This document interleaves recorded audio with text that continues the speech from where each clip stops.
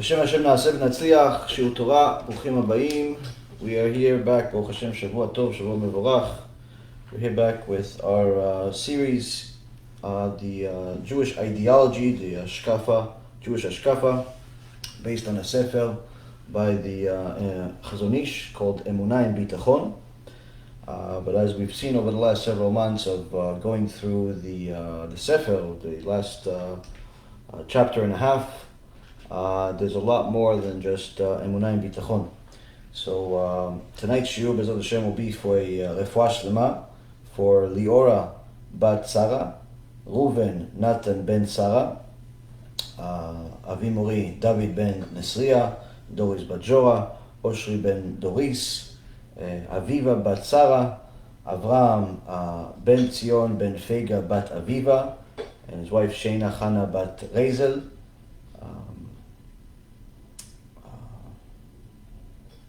Angela bat Aviva, David ben Aviva, Michael ben Aviva,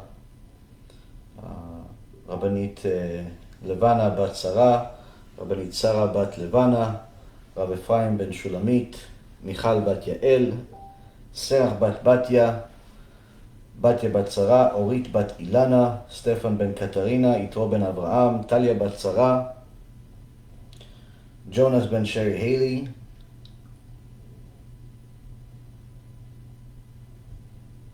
and also Atzlacha Rabba for Shaul ben Farzane, Yitro ben Avraham, Gabi ben Doris, Elad ben Doris, David ben Esriya, Oshri ben Doris, Marsha bat Julie, and Ayla bat Marsha.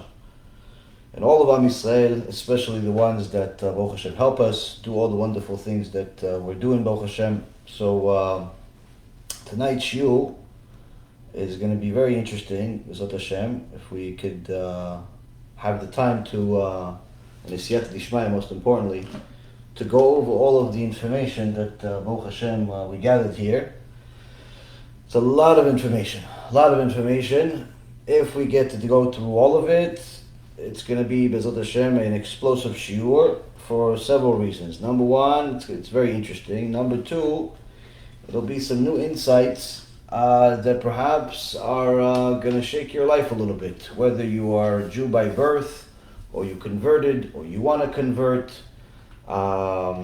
whether you're understand what emuna and bitachon is, whether you understand where we came from, a lot of different things, a lot of moving parts. We need a lot of siyata d'ishmaya, BeEzrat HaShem, to go over some of this material. And BeEzrat HaShem we will.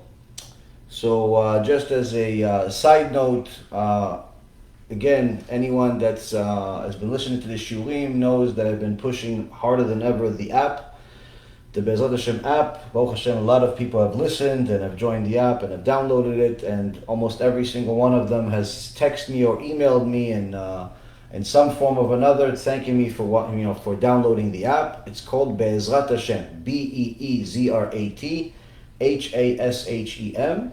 You go to the App Store on Android or on iOS, Apple, and you download the app to watch our shiurim. And the reason why is because this is a distracting-less, a yetzara-less shiur. You don't have all these distractions from YouTube, Facebook, and all the other places that people watch the shiurim. Highly recommend people watch the shiurim there. And you can do a lot of other things there too, BeEzrat HaShem. So, Baruch Hashem, that's been very good. A lot of people like it. We've had, of course, some yetzara, some interesting things happen in the last 24 hours. The app, had some issues, bugs. Baruch Hashem, we already fixed it. But either way, it's definitely a place to watch the shiurim without having a lot of the distractions. Secondly, in regards to some of the other projects, everything is going well. With the seminary, with the place. We found a place. We signed a lease, Baruch Hashem. Last week, we're waiting for the owners to sign a lease back, and BeEzrat HaShem, within the next few weeks to a month, by January 1st, we're supposed to move into the new location. So we're going to start having our new our shiurim with a live audience again within the next month, BeEzrat HaShem, or less actually. So that's coming up too. because I know that some of the locals are really looking forward to seeing, the in-person shulim again. There's nothing like it. I have some visitors that come from time to time from Atlanta, from Texas, even from different countries, New York, and so on. And every single one of them always tell me at the end of the shiur, watching the shiur live versus watching the shiur online is worlds apart. Worlds apart. And that's why I always tell the people that are local, that live in Florida, and still insist on watching it online because it's more convenient for them, that they're missing out. Because there's just there's a certain energy that you have when you're part of a shiur. With that being said, we have, Baruch Hashem, a lot of material that we want to go through. And BeEzrat Hashem, this will give us a little bit of chizuk. But I can tell you that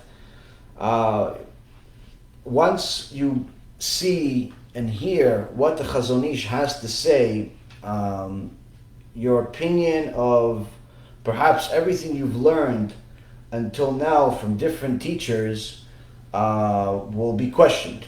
And it's not going to be another pointing out of specific individuals or anything like that. It's simply what the Torah says, what our Chachamim say, what's the right way, what's the wrong way, what does the Torah say, what it doesn't say.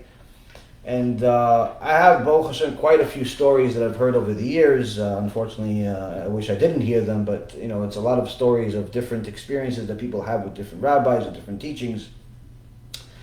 And perhaps this section of the Chazon Ish is putting things in perspective to give us a little bit more of an understanding of why. Why did some of us have these experiences? Perhaps my experiences that everybody that has watched my movie knows of how I had anywhere from 2 to 3 visits per week from different rabbis or religious organizations back in my office on Wall Street.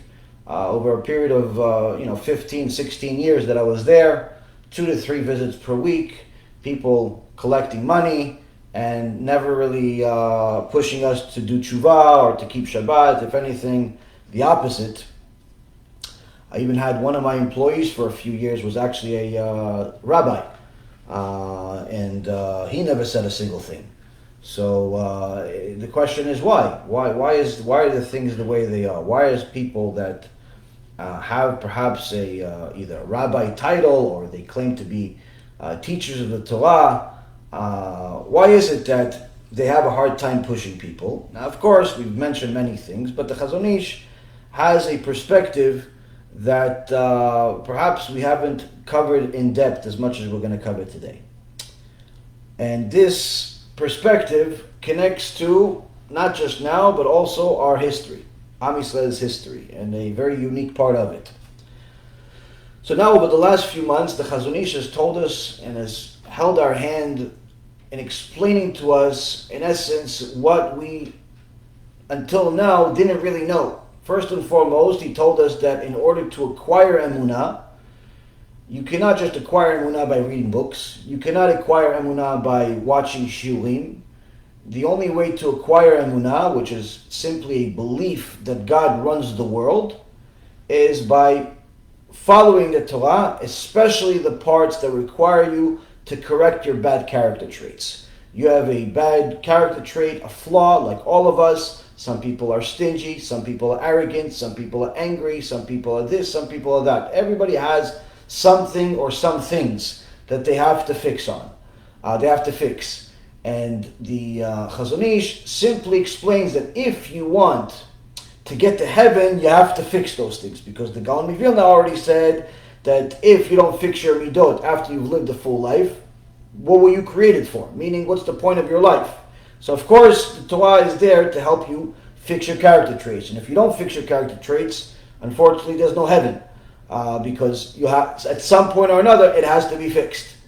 So the point being is that a person has to work and has to toil by using the Torah, by using the instructions set from Hashem, to fix their character traits. But by fixing the character traits, the Chazon Ish gives us an extraordinary chidush. He says that will inherit you the beautiful trait of having emuna in Hashem, understanding that Hashem runs the world. One thing comes with the other. You work on your character traits, you'll acquire emuna. You want to acquire emuna, you'll have to work on your character traits. Now once you have that, once you have a clear understanding that Hashem runs the world, you want to get to bitachon. And bitachon is not just one thing that you could just say, oh no, I believe in Hashem, everything is great, and therefore I have bitachon. No, bitachon is one of those things where you have to fight for it. You have to not only learn about it, but you have to go through major difficulties and tests in order to acquire it.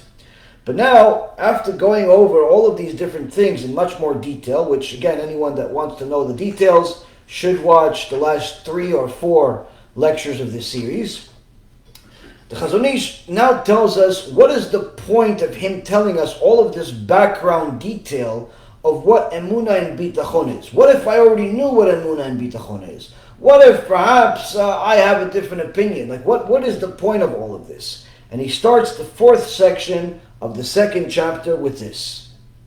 הגמול המקווה לנו מהעלות הדברים על הספר, כי בעלותנו את הגנות על הספר, באים הדברים הלוהטים והמטפחים על פנינו להכיר את הגנות של ביטחון מזויף. ואם אמנם שלילת הביטחון מחסור בנפש המשכלת, וכמעט שאין לו חלק בעיקרי היהדות, אך חולי מר מזה ביטחון המזויף, ובהיות הזיוף שלילה מוחלטת ואין לזייפן מותר על המשולל, הרבה מן השערורייה וההרס בבוטח הזייפני, אשר המשולל נקי מהם, כי המשולל משולל מן הביטחון והזייפני משולל מביטחון ומחויב בזיוף.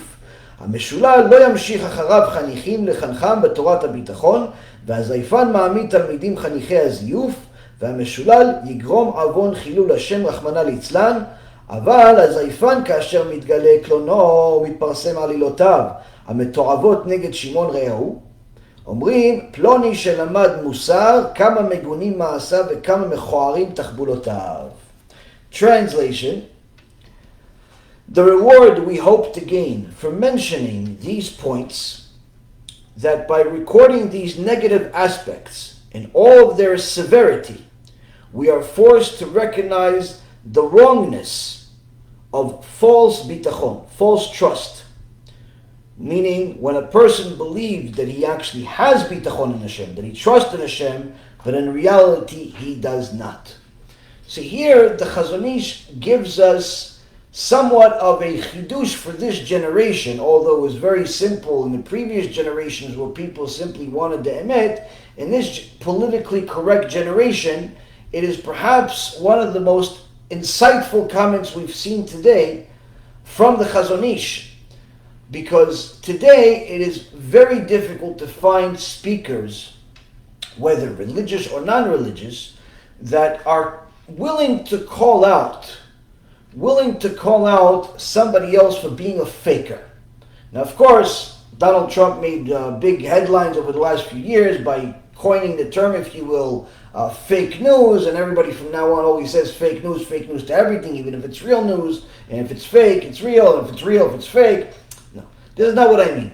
What I'm talking about is that the Chazon Ish is telling us one of the most important tasks that we have in learning about bitachon, in learning about how to develop a real relationship with HaKadosh Baruch Hu, is first and foremost identify the severity and the danger of actually living a complete life, either listening or even being the person that has fake bitachon.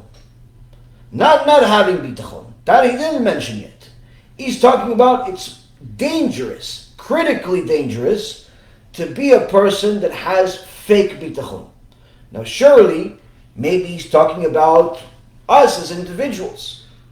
Maybe he's talking about speakers. Who is he really talking about? And how come he didn't mention not having bitachon? Because until now we thought, oh wait, to have bitachon, to have emuna in Hashem, to have bitachon, all of these things, it's either you have it or you don't have it. Sometimes I talk to people and I say, yeah, listen, Rabbi, I don't have bitachon like you. I don't have emuna like you. What do you mean you don't have? How do you not have? You have something. You have to have something. You live, you get up in the morning, you decide to go to work, you do some things. Maybe you have less, maybe you have more, but the point is you have to have something. As we even said in the previous chapters by the Chazon Ish, he said that even the ones that have little bitachon, they still have something to build on. So here he's not mentioning somebody that doesn't have. He's talking specifically about a zaifan, a faker. Someone that has fake bitachon, and he emphasizes the fact that we have to recognize how wrong it is to have false bitachon, and more importantly, how dangerous it is, how severe it is to have fake bitachon. Now, is he talking about us as individuals, or is he talking about our teachers, who we decide to learn from? Surely, it's most likely both. But here, he's going to tell us exactly what he means. Lack of trust in Hashem, meaning not having enough bitachon in Hashem. This is the part he hasn't talked about until now. Lack of trust in Hashem is a fault in any thinking person. If a person doesn't have bitachon, in so many words, obviously it's a flaw. It's a flaw in his makeup. It's a flaw in his character traits. He needs to work on it. Not having bitachon is atrocious. But a person who lacks this trust comes close to having no part in the basic tenets of Judaism. He says this person that doesn't have bitachon in Hashem is almost completely removed from the foundation of Judaism. This, Rabotai, is a chidush to most people. Why? Because most people think that having bitachon is like something that you should aspire to have. One day when I grow up and I read 1.5 million books, I'll have bitachon. Chazon says otherwise. So long as you don't have bitachon, we're not talking about the faker yet, that we talked about initially. Here he's veering off a little bit. We're talking about now the guy that doesn't have bitachon or lacks it. He has some, but not enough. He says, so long as you're lacking bitachon, you're at a point of such critical danger that you almost have no connection to Judaism. Now, if this doesn't shake a person up, nothing else will. They have to check their pulse. Why? Because the reality is, most of the time that you deal with people and you see that there is trouble in the communication, perhaps there is miscommunication or intentional miscommunication, cheating, lying, all of these things, these are all connected to bitachon.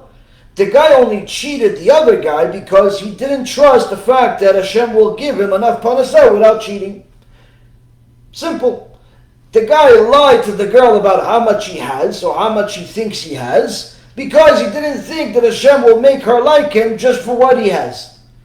The girl didn't believe that the guy's going to like her if he knew everything that is really true about her. So she lied a bunch of things about her. She told him she's this, she told him she's that, but in reality, she's nothing like what she said. Why? She didn't have enough trust in Hashem. So most of the lying, cheating, miscommunication that's intentional, generally speaking, is as a result of lack of bitachon, lack of trust in Hashem. Most of the time, people will lie on their resume because they don't trust that Hashem will get them the job with the truth. And you see this many times. I see people, unfortunately, tell me all types of horrible stories that usually people come to me with the most spicy ones. They don't tell me what their friends did to them and what their other people did. What they usually tell me is what people that are supposed to be the opposite, usually rabbis. Rabbi did this to me, the rabbi did that to me, the rabbi, signed a contract with me to make him videos, to handle his YouTube page, to handle this, to handle that. I told him, okay, I'll do it. I did the whole job. I came to the rabbi. I said, rabbi, okay, I did the job. You like it? Yeah, it's okay. All right, so can I have my money? Oh, I didn't know you need to get paid. What, you meant to get paid? Yeah, didn't we agree? You told me you're going to pay me $5,000 if I do this, this, and that. I thought it's worth $5,000. All of a sudden, the rabbi starts stuttering. Oh, I thought it's worth. I think it's worth. Just today, I got another story. Some young guy did some work for some rabbi and finished the work. The rabbi says, listen, I don't think we're getting enough views on the work that you did, so I'm not going to pay you the full amount. Who said anything about views? You told me to do work. I did the work. How come you're not paying me? Now you may think, oh, this rabbi is garbage. We should expose him. He's the worst. Not this and not that. This all has to do with lack of bitachon in Hashem. All of it, foundation, has to do with lack of bitachon in Hashem. First and foremost, a person that does not have bitachon in Hashem thinks that whatever money that he has in his pocket is the last money he's ever going to get from Hashem. So he's very careful with where he spends it, even though he makes empty promises saying, listen, I'll buy this, I'll buy this, I'll buy this. He buys with his mouth, but not with his actual pocket. As soon as the transaction comes, all of a sudden, yeah, I'll pay you in 90 days. What do you mean 90 days? If I knew you're going to pay me in 90 days, I wouldn't have delivered the goods that quickly. All of a sudden it's 90 days. Oh, I didn't know. Oh, you didn't know, he didn't know. All of a sudden nobody knows. When it comes to the money, nobody knows. And that's the problem. When it comes to business, people lack bitachon, and therefore they resort to cheating. They resort to intentional miscommunication. This constantly happens. The guy has a contract. He wants the guy to, fix his house. They sign a deal. Okay, I'm going to do this, this, and this. Okay, I'll price it at $100,000. As the job goes, 2, 3, 4 weeks into it, after he's already demolished half the house, he tells the guy, listen, I'm sorry, senor, but it's going to cost you $150,000. What do you mean $150,000? That's a 50% increase. What do you mean? You should have told me in the beginning. The reality, I didn't know. You think he really didn't know? Anyone that believes the guy didn't know deserves to be scammed. Why? Because that means you're so naive. You actually believe the guy that works on houses all day, builds stuff all day, didn't know it's going to cost 50% more. We're not talking about 5-10%. 50% more. You think he didn't know? Of course he knew. But he did not have the confidence that he's going to get the contract had he told the client the real price. No confidence in Hashem. Same goes when people hire people. They tell people, listen, we're going to give you a promotion, we're going to do a lot of things, so on and so forth. The guy's working for him for a year, 2 years, 3 years, no promotion, no bupkis. He asks for sick days, he doesn't even get them. Hey boss, you said I was going to be able to get all these different things. No, I don't remember. I'm sorry, this is not the type of company that gives vacation. We need you here. What do you mean you don't remember? We had a whole dinner about it. You interviewed me for 2 weeks, taking me from the other company where I had 3 weeks vacation every month, and this and that. My whole life was a vacation. You told me I'd come in and have even a better life. Oh, I don't remember. Now, anybody that believes this boss doesn't remember deserves to be that employee. Why? You're so naive, you actually think he doesn't remember that he gave you such a deal? But he took advantage of the fact that you trusted his word and didn't sign this on a contract. Contracts are not for when you get along. Contracts are for when you're not going to get along. Why? At some point it's going to happen. At some point you're not going to get along. Unfortunately, in the secular world, they have something called prenuptial agreement. Most people, unless they're extremely rich, think it's completely ridiculous to have prenuptial agreement.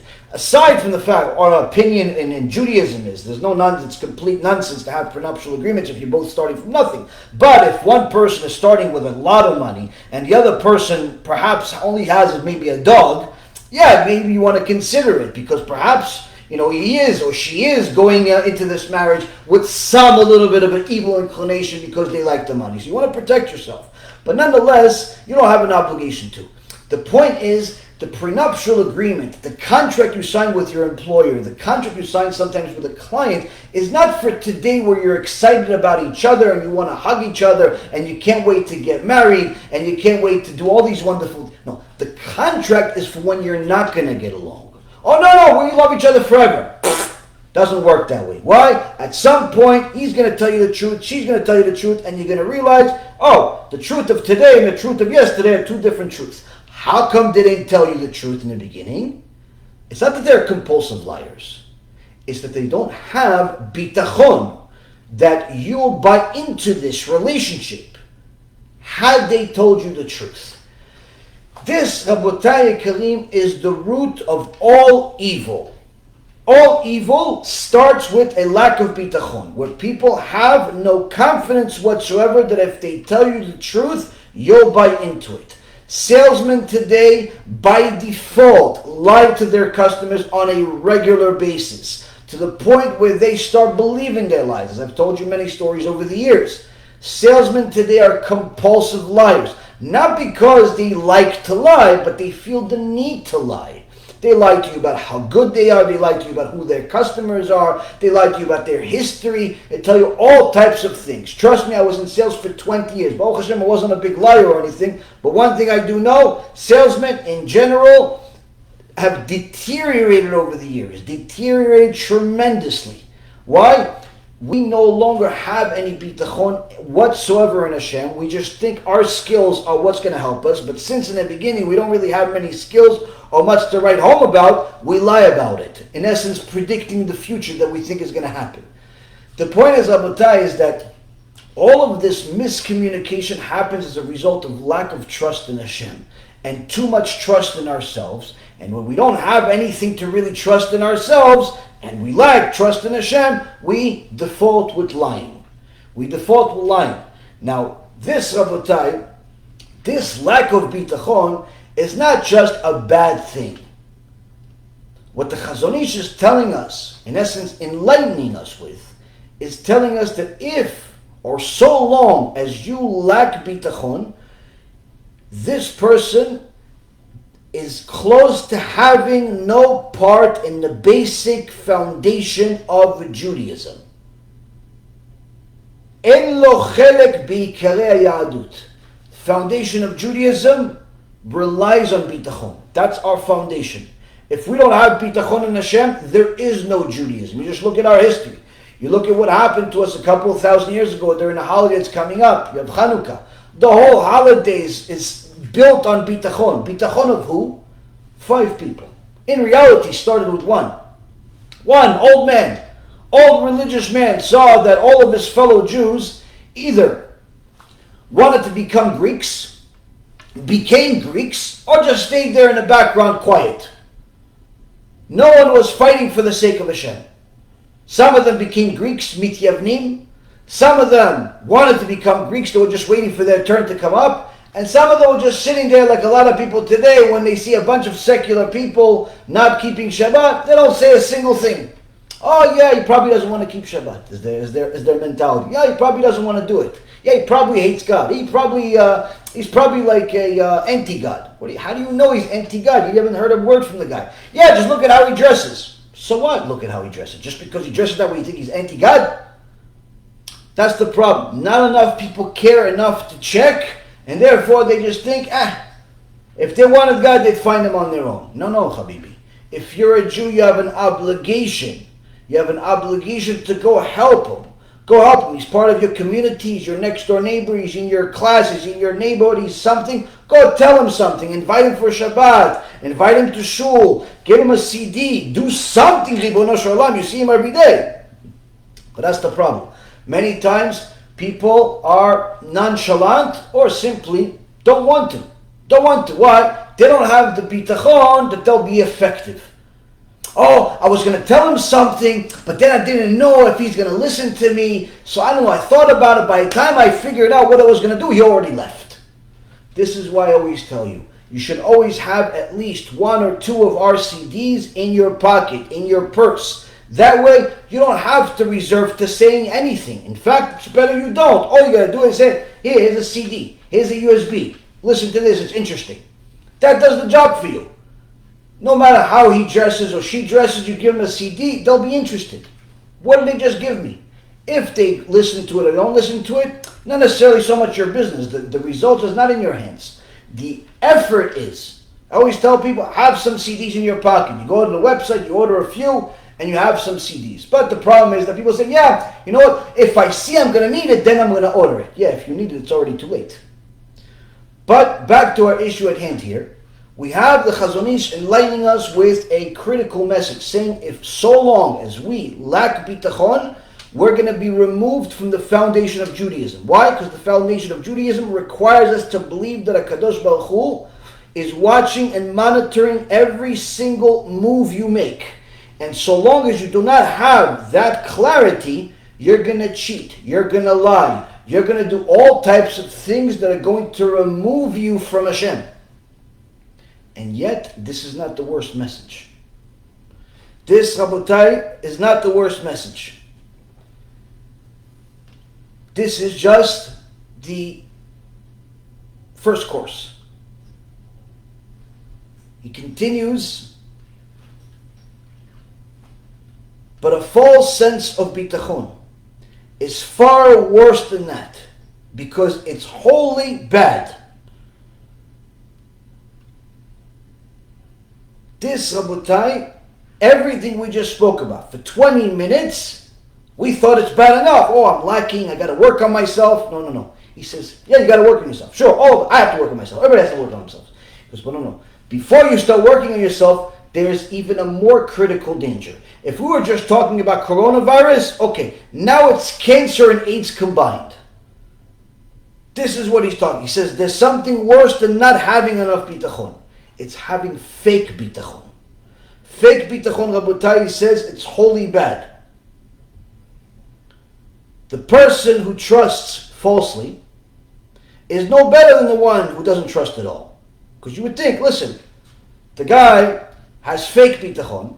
At least he has something. No, it's fake, but he has something. He says to everybody, have emuna, but in reality he doesn't have anything. At least he says, no, isn't that something? Chazon Ish says, no, it's the opposite. It's worse, it's not better. Why? Because he who does not have bitachon avoids much of the outrage and the destructiveness associated with the false bitachon. The guy that does not have bitachon, he's not doing so great. He's removed from a lot of the foundational principles of Judaism. But he's going to avoid the destructiveness that's associated with the faker. What destructiveness? What destructiveness is this? For he who lacks the trait of bitachon in Hashem totally, simply lacks it. If he doesn't have bitachon, he simply doesn't have bitachon. That's it. That's where it ends. It ends with him. It ends with him. But the false bitachon, the one who's a false truster, not only he lacks it, he's not only the same as the first guy, lacks the bitachon, but he's also to be condemned for his falsehood. He's actually going to get punished for lacking it and for being a faker. The first guy is going to get himself into trouble because of his lackings. He's going to lie, he's going to say to this, to her, he's going to say that, to that's a problem. But the faker is going to be condemned for it. Why? Because this guy is going to create much greater damage that spreads much more. I'll give you a small example before we go into the details. The Rav Mibrisk, alav hashalom, during the time where, unfortunately not different so much from today, the Arabs were shooting missiles at us in Israel, the Rav Mibrisk understood clearly who runs the world. So when they had all this sirens and everything going on, and everybody was running out of the apartments, going into the miklat, going into the basement over there to protect themselves and so on, the Rav Mibrisk refused to move. He continued to learn Torah in his living room. But one day, the missiles got crazy. There was a lot of missiles. And his son came to him. He says, Abba, you have to come. Please, you have to come. There's missiles over us. You have to come. You have to come. Please, please, please, please. He pushed them, pressured them, got him out of there. They went to the miklat. Boom! Right where he was sitting, a missile dropped. They come back up. They see there's a missile there. And the son says to the Rav, he says to his Abba, see Abba, look at that. Wow, what a siyata d'ishmaya, what a miracle. Exactly where you sat is where the missile dropped. What a miracle, saved your life. The Brisker Rebbe was not confused for a second. He says, you're my son, but you're a mazik. You're a damager. You're my son, I love you, but you're a mazik. You cause damage. The son thought he just saved his father's life. Now he says, I'm causing damage? What did I do? The Brisker Rebbe explains to us this whole shiur in one sentence. He says, listen, the fact that I'm alive right now means the decree from the Bet Din of Shamayim decreed that I was going to live. Meaning that whether I went to the miklat or I was sitting in my living room, I would still be alive because the decree from heaven decided I'm going to live.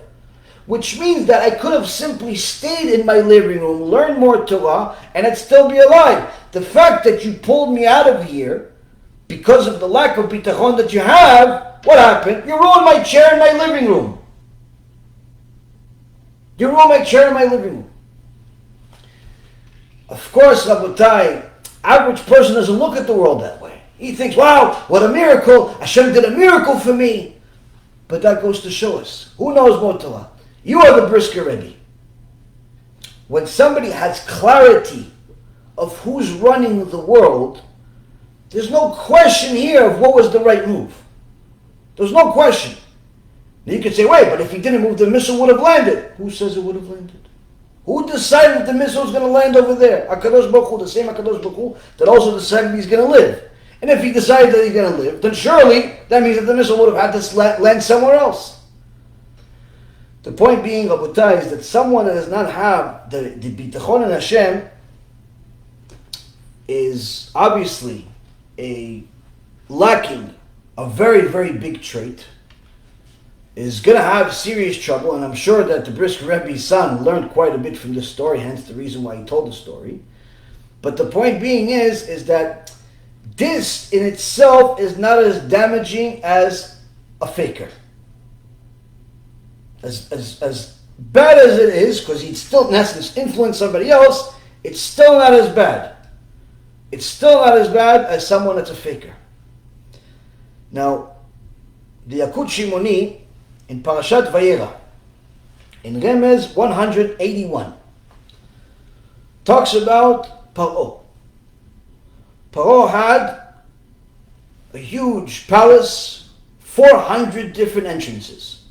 400 different entrances, and each entrance had lions in these entrances. Now everybody was scared to go and enter the palace, because if you didn't have meat that the lion wanted, in essence you became lunch, or dinner, or breakfast, or even a dessert. But something changed. When Moshe Rabbeinu and Aaron HaKohen came in, all of the lions from all of the gates joined them. As the Zohar says that Moshe said a specific name of HaKadosh Baruch Hu and caused them to become confused, and all of the lions started licking his feet and following him like little puppies. He came to Paro. Paro, the Midrash Reuveni, says that every time he saw Moshe Rabbeinu, HaKadosh Baruch Hu also showed him Gehinnom. So this Paro sees, in essence, the truth. He sees Moshe Rabbeinu in control of nature. He sees Gehinnom. You would think this guy would lose all of his own self-confidence and start saying the truth, doing good things. Initially he did. Initially he lost self-confidence. How do we know? Because Paro was one of the biggest fakers in history. One of the longest lasting fakers in history. He lasted for many, many years, but aside from that, what did he tell people? He told people, listen, I created myself. How do I know I'm different from you? I don't go to the bathroom. You guys go to the bathroom. You see my entire palace has 400 entrances, but does not have a bathroom. How did Paro do it? The Midrash says that Paro would go to made a certain hour at night, that no one in Egypt was allowed out, and he would go to the river and do his thing over there. Hence the reason why every time HaKadosh Baruch Hu sent Moshe Rabbeinu, he told him to meet him at the river. Meet him in the morning. Meet him at that time. So he constantly catching him going to the bathroom to show him that, hey, we know your stupid secret. You're not a god. You're not a nothing. But in the beginning, before all of this was exposed, Paro had all the confidence in the world. He was the king. As soon as Moshe Rabbeinu walks in with 400 lions, Paro, his body gave in. His body relieved itself. After that, Paro didn't know what to do with himself. He decided to go into the bathroom, decided to go run somewhere and go into some type of bathroom, but that was supposed to be for the servants, not for the king. The Midrash says, in a Midrash Rabbah, says, or Midrash, Yakut Shimoni, and also in Midrash Me'am Loez, HaKadosh Baruch Hu sent 12 rats, little poodle-sized rats, to go bite Paro all over the place. So everybody heard his screams everywhere, and everybody knew, oh, he's in the bathroom. Now you would think, after he got bit by 12 rats, after he made a complete mess out of himself in front of people, after he sees Gehinnom in real life, after he sees all of the lions walking next to to Moshe Rabbeinu and Aaron as if they're little puppies. After he saw all of that, he would simply admit he's a faker and just go with it. Opposite. Paro doubled down. He says, who is this God that I should listen to him? Who is this God that I should listen to him? I created myself. He doubles down. He tells us that he doesn't believe in God. He tells us that he thinks he's God. Why? Because Paro was a faker. And a faker can't just give in so quickly. He's got a whole reputation to preserve. He knows that by admitting the truth, it's self-destruction of the fake self, the image that he's created. So now, the Chazon Ish tells us that a person that lacks bitachon is obviously not doing so good, but he's going to avoid the destructiveness associated with the false truster. For he who lacks the trait of trust in Hashem totally simply lacks it. But the false bitachon, the false truster, not only lacks it, but he's also going to be condemned for his falsehood. He who lacks trust will not attract disciples, nor teach them about trusting in Hashem. Whereas the false bitachon ends up teaching others to be false just like him. Hence the reason of why he's much more dangerous. The guy that doesn't have bitachon, he's not going to go preaching around to people and say, listen, you should have bitachon. I know I don't have it, but you should have it. He's not going to do that. He doesn't have bitachon, he's going to keep his mouth shut. He's going to deal with his own struggles. He's got a question, maybe he's going to call the rabbi, maybe he's going to call the rabbinite. They're having struggles. They don't have enough. They're not going to go start preaching to everybody else. But the faker is much more dangerous. Why? He's going to start telling everybody, listen, what? You having a tough time? Have bitachon Hashem. No, it's bitachon Hashem. He starts telling everybody, bitachon Hashem. You have to believe and everything good's going to happen. That's it. Chazon Ish says, this guy is not giving coronavirus to people. He's giving them AIDS. He's giving them a deadly disease. Why? Because now this faker actually thinks he has bitachon. And he tells people the only thing you have to have as far as bitachon is just believe that good things are going to happen, and therefore good things are going to happen. He thinks that that's how it works. So he now produces other fakers.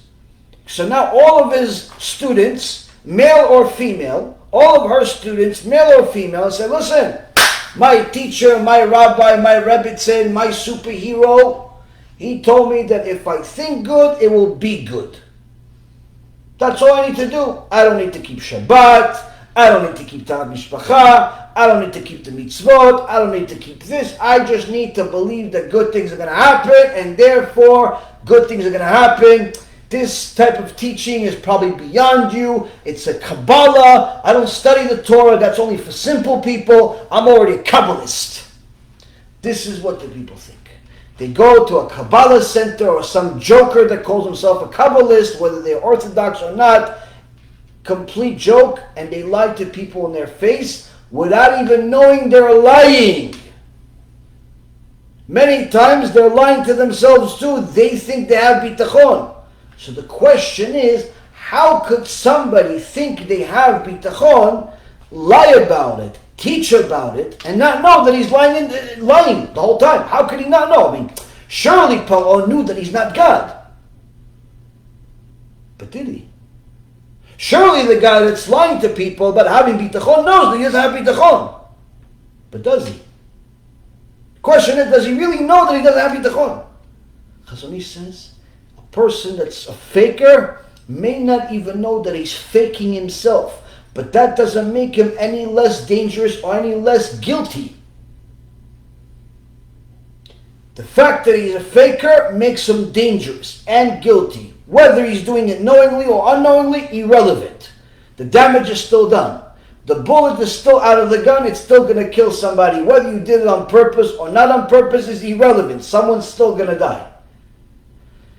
Here we have a situation where the Chazon Ish tells us that this faker is much more dangerous than someone who simply lacks bitachon, because even at the worst case scenario, someone who lacks bitachon is gonna, show somebody else's anxiety, like the story we just had with the Brisker Rebbe. His son obviously had less bitachon than the father.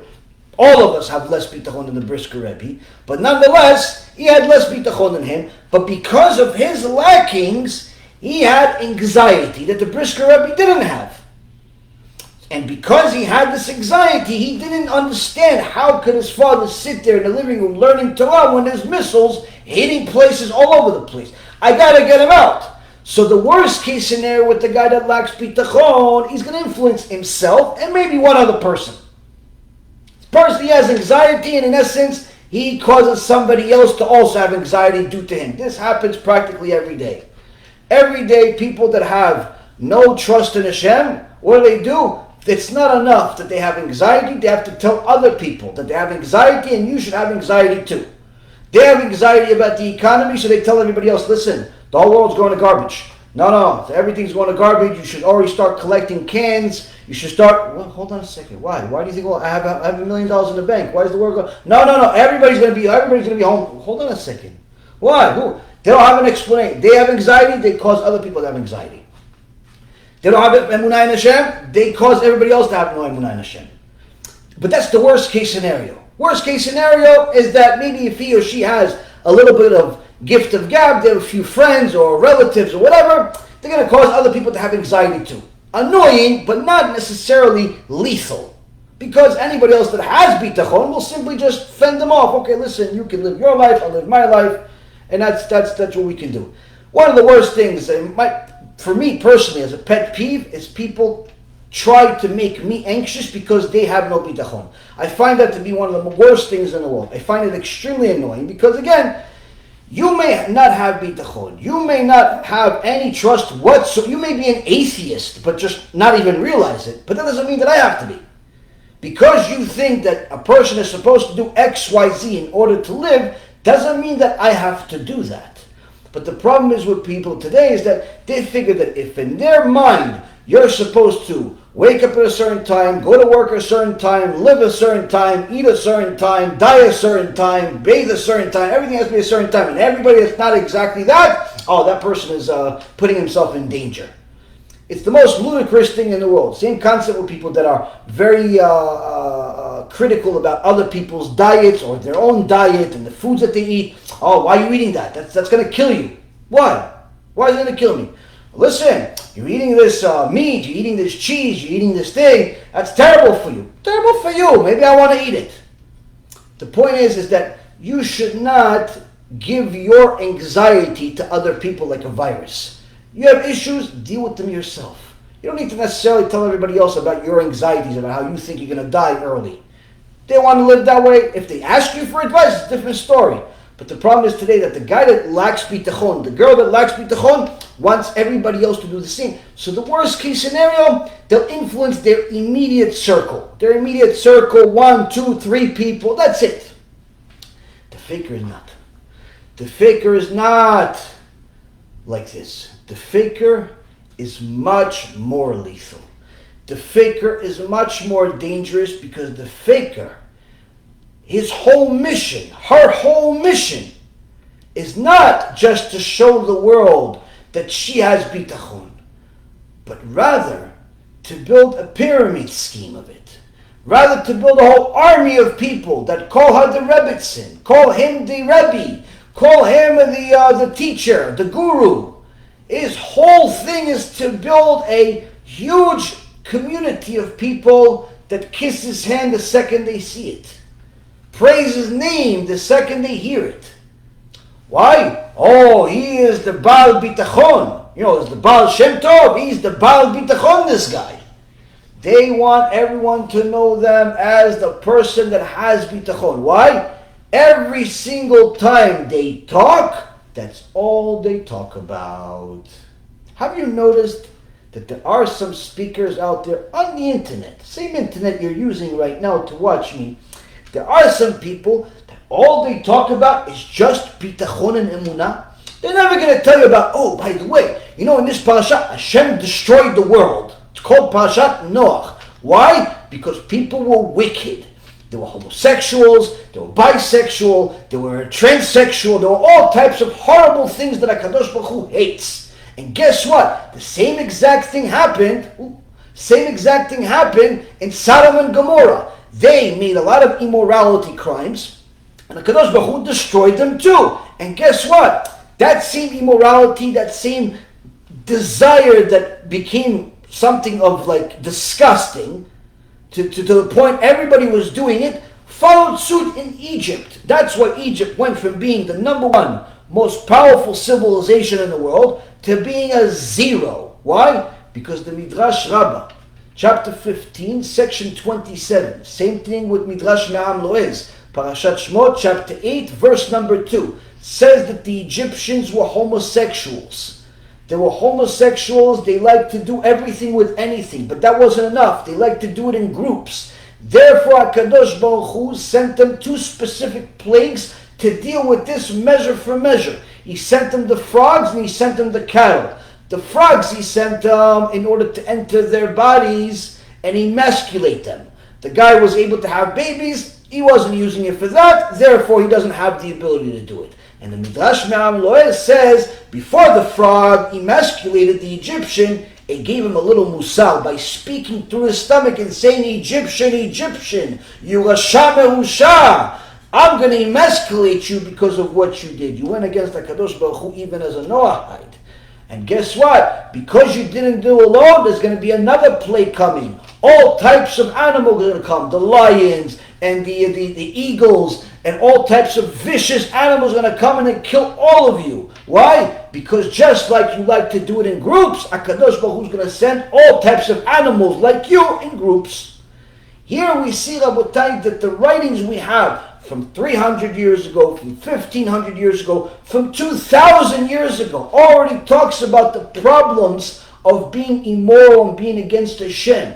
So this is basic Judaism. It's not a chidush. It's simple. It's midrashim. It's gemarot. It's simple Judaism. But how many rabbis are speaking about this? How many rabbis even allow the fact that homosexuality is an abomination to Hashem leave their lips in public?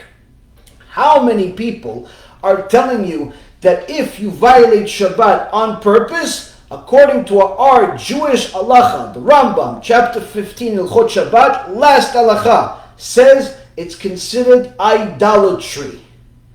How many rabbis say that? How many speakers say that?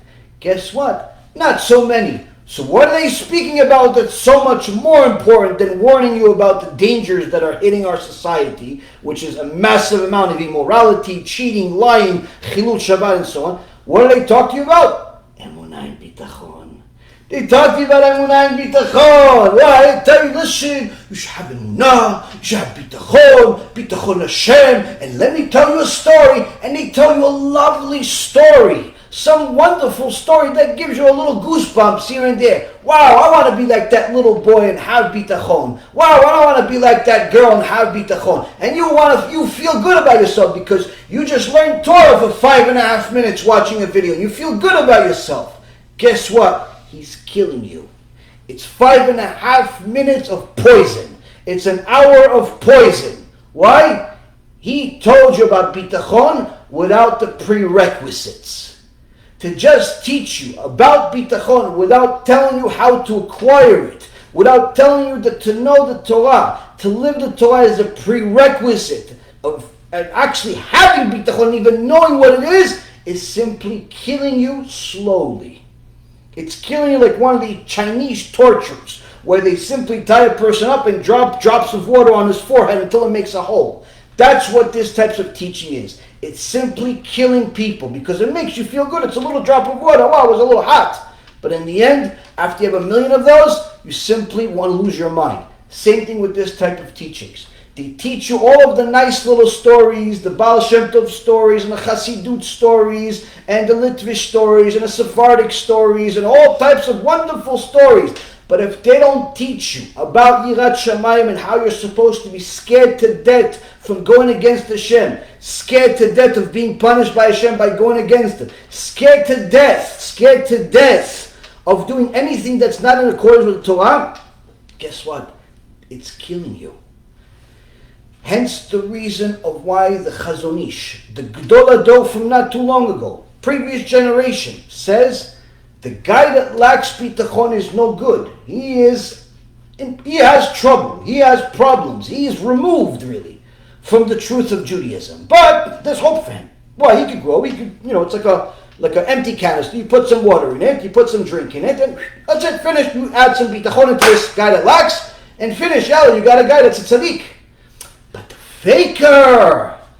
faker is worse than any virus or disease that ever hit the face of the earth. Why? First and foremost, he thinks that he's telling people the truth. He thinks he has bitachon. He thinks he's helping her. He thinks he's helping him by telling him, no, have bitachon in HaShem, have bitachon in this, have bitachon in that. Everything's going to be okay. He thinks he's doing good.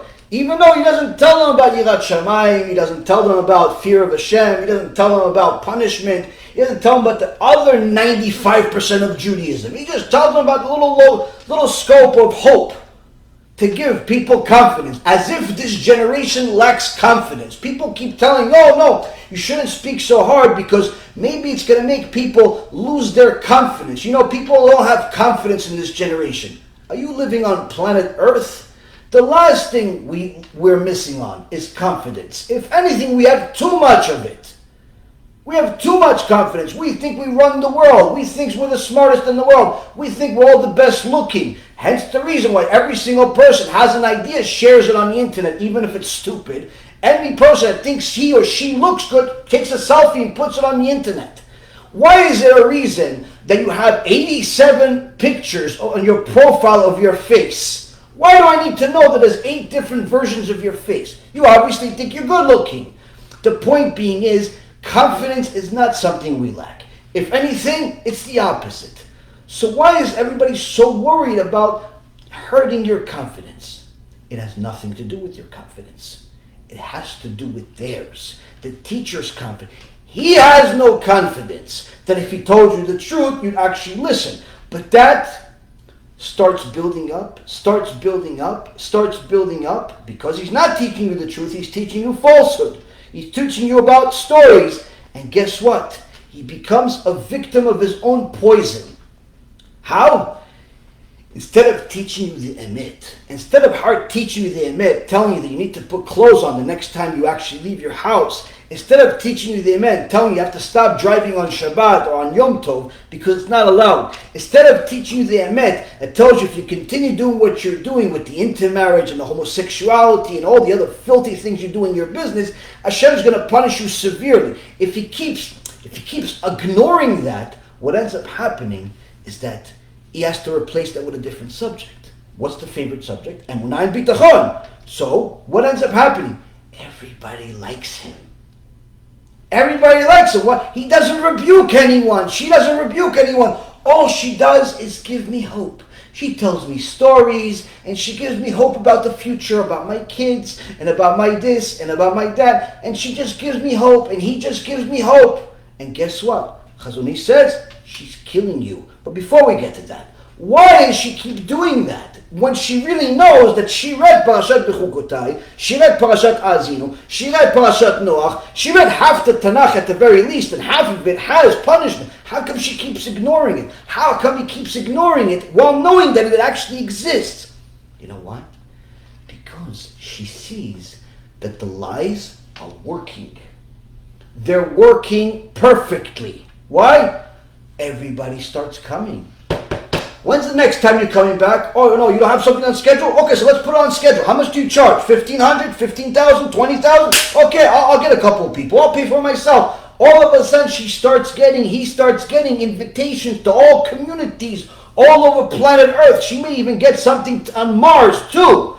Everyone wants to invite her and him. Why? She gives everybody hope. He gives everybody hope by telling them, have bitachon, while killing them. But they don't tell everybody that. The problem is, Rabotai, is she starts succeeding. Just like Paro. Paro told everybody that he's God, and guess what? He started succeeding.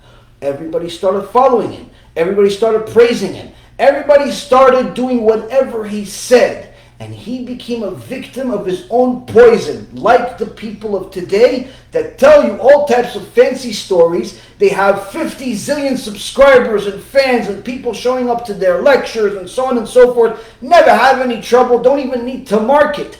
It's simply the lie markets itself. What ends up happening, they end up succeeding and start to think, hey, I guess this is the will of Hashem. I guess this is what Hashem wants, because if he didn't want it, I wouldn't succeed. Wrong. Wrong, wrong, wrong. Satan also has the right to do certain things. And HaKadosh Baruch Hu gives them a very long leash. Although HaKadosh Baruch Hu can pull the leash whenever he wants, nonetheless, he gives them a long leash. Gemara says someone that wants to become pure, wants to become purified, HaKadosh Baruch Hu gives them a hand. But somebody that wants to do bad things, HaKadosh Baruch Hu opens the door and says, do whatever you want. Do whatever you want. You want to cause people to sin? Go for it. Why? In the end, HaKadosh Baruch Hu is going to check every account and close every one of them that doesn't deserve to have existence. Don't worry. HaKadosh Baruch Hu monitors everything. You want to do bad things? HaKadosh Baruch Hu will allow you to do bad things in places that you're allowed to do bad things. This, Rabotai, is what's happening. It's an epidemic much worse than anything we have in the world today. People are worried about Corona without realizing there's much worse than Corona. We have political correctness and lies going everywhere, and yet the vast majority of people actually like it. They like the poison. People are so scared of the immunization and the medicine and the vaccines and the poison that the government wants to give you. All the while they've been eating and drinking poison willingly for years now from their speakers and their local rabbis and everybody else. Major disasters are happening all over the place. Nobody pays attention. The second someone mentions, you know what, you should check yourself. No, come on, why are you so negative? We need a more positive speaker to come tell us something. Something happened just recently. The Ephraim Goldberg from Boca Raton, his synagogue surely has so many missionaries there, so of course, what good can come out of that? A Sefer Torah fell in his own shul just a week or two ago, fell on the floor, which according to Halakha, a Sefer Torah falls and out of somebody's hand, the whole Keilah has to fast. Needless to say, it's a big disaster for Am Yisrael. The Sefer Torah hit the floor. Point being is it happened in his shul. Whether it was this, whether it was that is irrelevant. Point is, it fell on the shul. At the very least, everybody should do a little Chatanu Avinu Pashanu, some Cheshbon Nefesh, some self-accounting. Why did I have to witness such a thing? Why did such a thing happen? And perhaps do tshuva, perhaps do something about it. No one mentioned a single thing until somebody from a different state wrote a letter about it without mentioning the name, but it was pretty obvious where it was. Anyway, he wrote a letter about it and said, and he blamed it that this is the reason that it's happening is because of schooling and lack of schooling and so on and so forth. Instead of acknowledging that, you know what, maybe I don't agree with his reasoning, but I surely agree that we have to do some tshuva because a Sefer Torah doesn't fall in a keilah for no reason. What did Ephraim Goldberg do? He became defensive. People that are playing God, they are, that's the biggest disease, that's the biggest virus, that's dangerous. Instead of acknowledging that you have obviously to do tshuva, something bad like this happened, they don't accept it. Why? We need something more positive. Something more positive. Rabotai Yekarim, you have to understand that it's not possible to be a person that's glued to Hashem while lying to yourself about your reality at all times. It's not possible. You have to know that there's always something you have to fix, and that requires the truth. Now, the Chazon Ish says that as long as a person lies just to themselves, it contains the damage. But once he becomes a liar, as a messenger, a false preacher, a teacher that tells other people, have bitachon, while he or she does not have it, that person is lethal to the nation of Israel, lethal to the world. Why do they actually do this? Because it works. It works wonders. When you lie to people, it works wonders. People buy into it. People buy into the positive message, even though the positive message is killing them. And the success of that person ends up telling him, or at least giving him the notion that he's actually doing the right thing. Now, this is just the beginning of it. This is the intro of it. How come he continued having bitachon? Even though at some point he ran into parashot, he ran into verses, he ran into books that weren't necessarily in agreement with his, call it bitachon lecture. He saw that Moshe Rabbeinu was the biggest rebuker. He told Am Yisrael about Gehinom before they even got to Mount Sinai. He saw that Avraham Avinu, even before Matan Torah, taught people about reward and punishment, clarity about Gehinom. He saw that Korach, Parashat Korach, the earth opened and swallowed Korach, and he's there to this day in Gehinom. He saw that there are certain sections that talk about punishment. Better yet, he saw that our history, our Jewish history, is full of problems. Just rewind a little over 70 years, there's something called the Holocaust. And if he tells you, no one knows why the Holocaust happened, that person has very serious mental problems. And most likely is a heretic. Why? Because the Torah clearly tells us why certain things happen. It tells us if we do good, good things will happen. If we don't do good, bad things happen. And we review these sections at least a few times every year as a Jewish people. So if he says nobody knows, there's something wrong here. There's something clearly wrong.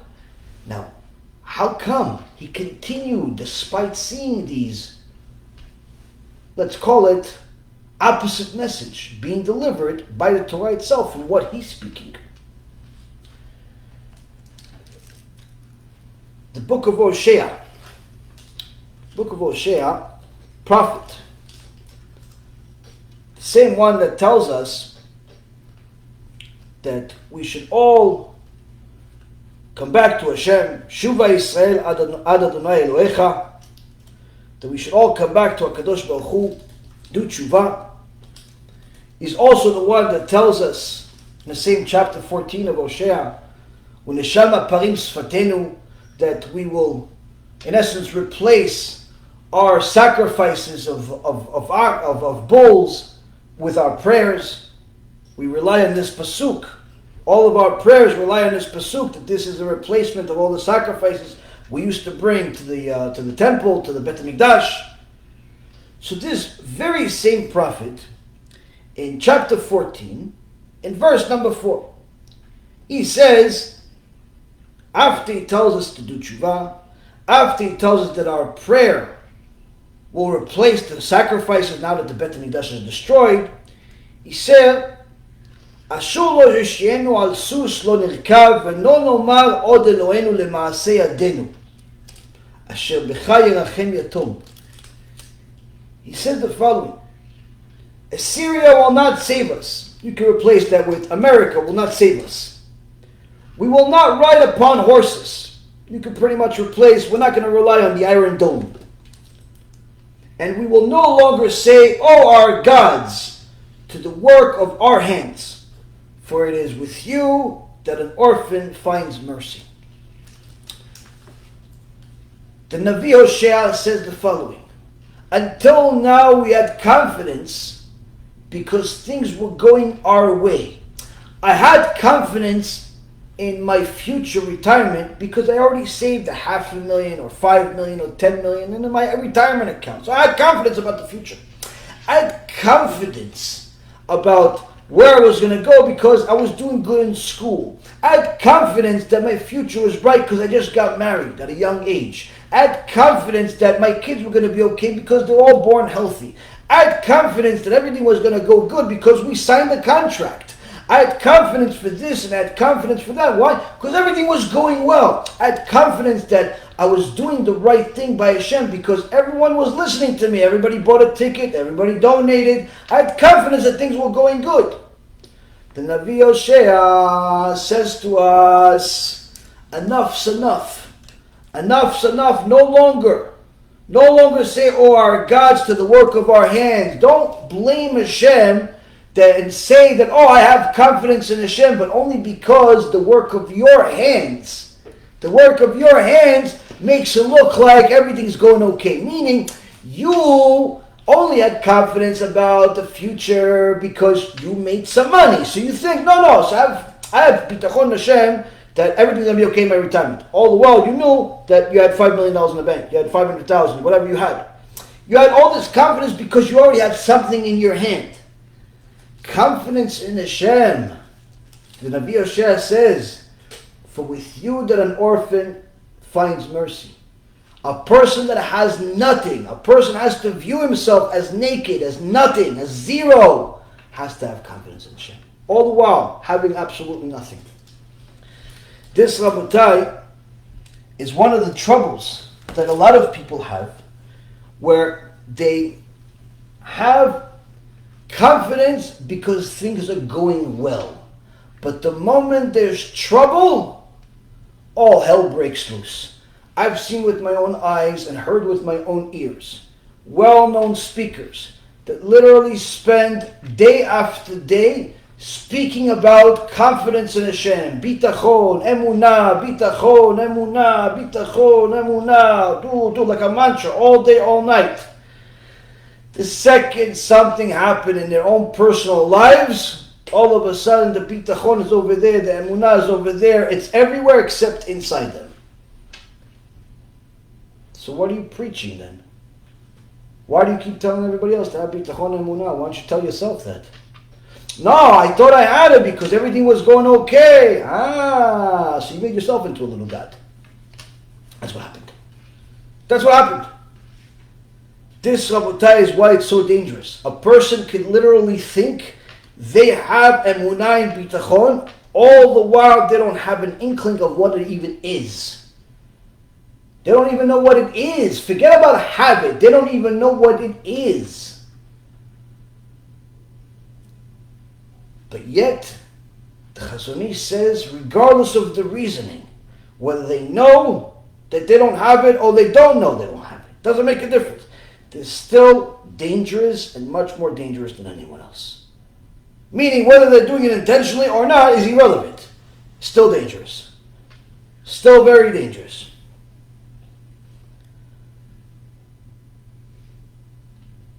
The Chazon Ish continues saying that whereas the one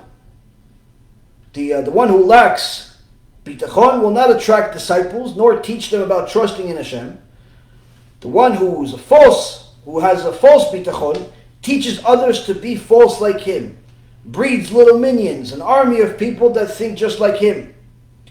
He who is totally without trust will not cause any desecration of Hashem's name, any chilul Hashem. But when the falsehood of the false one is revealed and his despicable actions against his fellow man become known, then people will say of him, look at that man who studied MUSSAR and see how shameful his actions are and how ugly his ruse is. He says, look, this guy didn't have any bitachon. Okay, didn't have any bitachon. But the guy who says he has bitachon, but in reality he doesn't, he breeds a whole army of fakers. One day that's going to be exposed. How is it going to be exposed? How he really behaves. He says, everybody, you have to have trust in Hashem when it comes to business. But he cheats in business. Somebody buys something from him, he overcharges him. Somebody sells him something, he doesn't pay for it. He has money in the bank, but he doesn't want to pay people. He has all types of things he sells as new, but really they're refurbished, or perhaps they're used, or the same. He does all types of unethical things with his own self to people. One day that's going to be exposed. And as I'm sure you all know, the media doesn't miss it. Why? HaKadosh Baruch Hu makes sure. Anyone, Mishnah in Pirkei Avot promises, anyone that desecrates HaKadosh Baruch Hu's name in hiding, behind the scenes, the punishment will be, they will be exposed to the public. Countless people got some fame, got some recognition for what looked like good things they were doing. Later on, HaKadosh Baruch Hu exposed him. He looked like he was a good teacher. Really nice guy. Said emuna, bitachon. Never real truth, never nothing but. He said this. Hashem exposed him. Look, he's cheating on this. He's cheating on that. He just cheated on his wife. He just cheated with this. One guy from London, we saw he was a dayan. A dayan went with a married Jewish woman, Hashem Yishmo. He was a keynote speaker at one of the biggest events in Judaism every year. Keynote speaker, they still have him on the website. Head dayan of London over there. Went with a married woman. No one said a single thing. They still promote him anyway. That's not enough. You have countless other people. They cheat. One guy got recognition even by the television, the secular television, got recognition of him. A few people said, wow, who's this guy? I'm going to give him a book deal. I'm going to give him that deal. I'm going to give him all this, all that. Little did they find out, this guy has been defrauding people on the government on a regular basis, and the FBI has been following him and his brother for like 5 years already, uncovering a $15 or $20 million crime.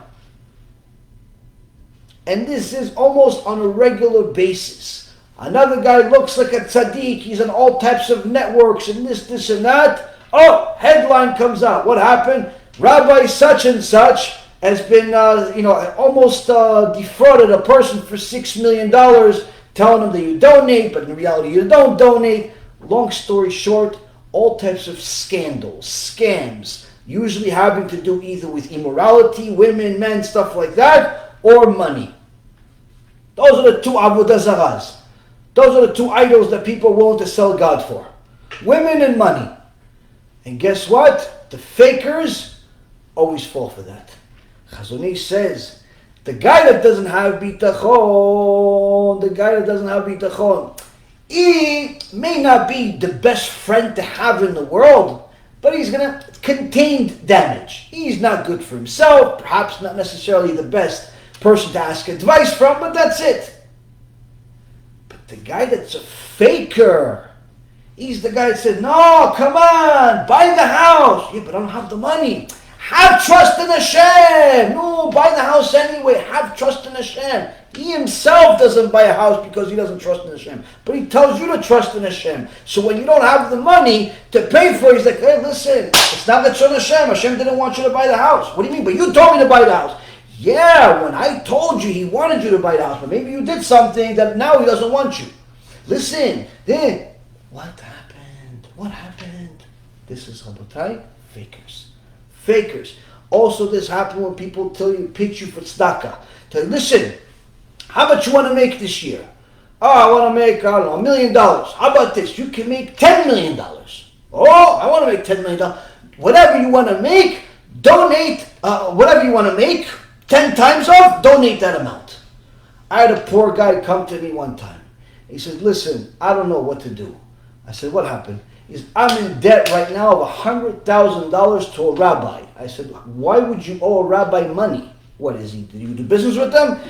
He goes, no, not really, but I don't know. They invited me to this thing, this party. We're drinking this, having a good time. I said, okay, automatically, if you were drunk, nothing that you said is valid. He goes, I don't know. He says it's valid.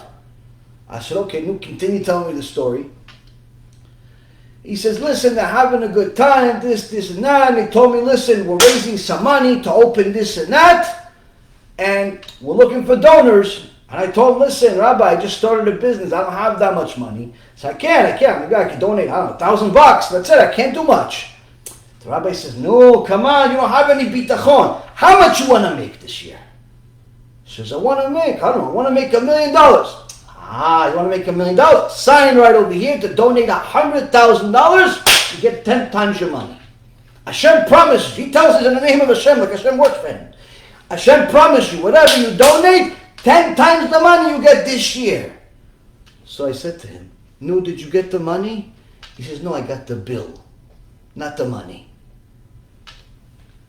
Rabotai, although it's important to donate money for Torah, although it's important to donate money for KIRUV in order to help Am Yisrael do tshuva, the second somebody comes to you like a salesperson and tells you, you give this money, you're going to get this money, already it's a little shaky.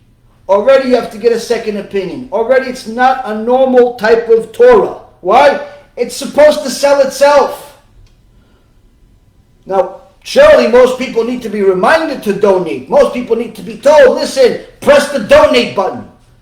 Most people need a little bit of, push. But once somebody starts promising you empty promises, you do this and I'll give you 10 times more this year, they're giving HaShem a clock. No, you give me and Hashem's going to give you this year. You give me and Hashem's going to give you this year. Anybody says this year, you have a problem. Now you can say, BeEzrat Hashem this year would happen. That's a different story. But they start promising you all types of things like this. That's a problem. That's a problem. That's what happens with people that have fake bitachon. Why? They start making empty promises. Why? Because a few times it worked. A few times they said something, oh yeah, it's going to be an earthquake. And an earthquake happened to happen. Oh, see, he's a Navi, he's a prophet, he's a this, he's a that. This is why the Chazon Ish says, bitachon is connected to the foundation of Judaism. If you don't have it, and you don't even know what it is, you're either in danger of not knowing and thereby being removed from the real truth, or being a faker, which is even much worse. The faker, when he gets exposed, when she gets exposed, will be a big chilul Hashem, a big desecration of Hashem's name. And that's why that stuff happens. That's why the Satan is in the headlines every day exposing some other Joe that made a lot of empty promises.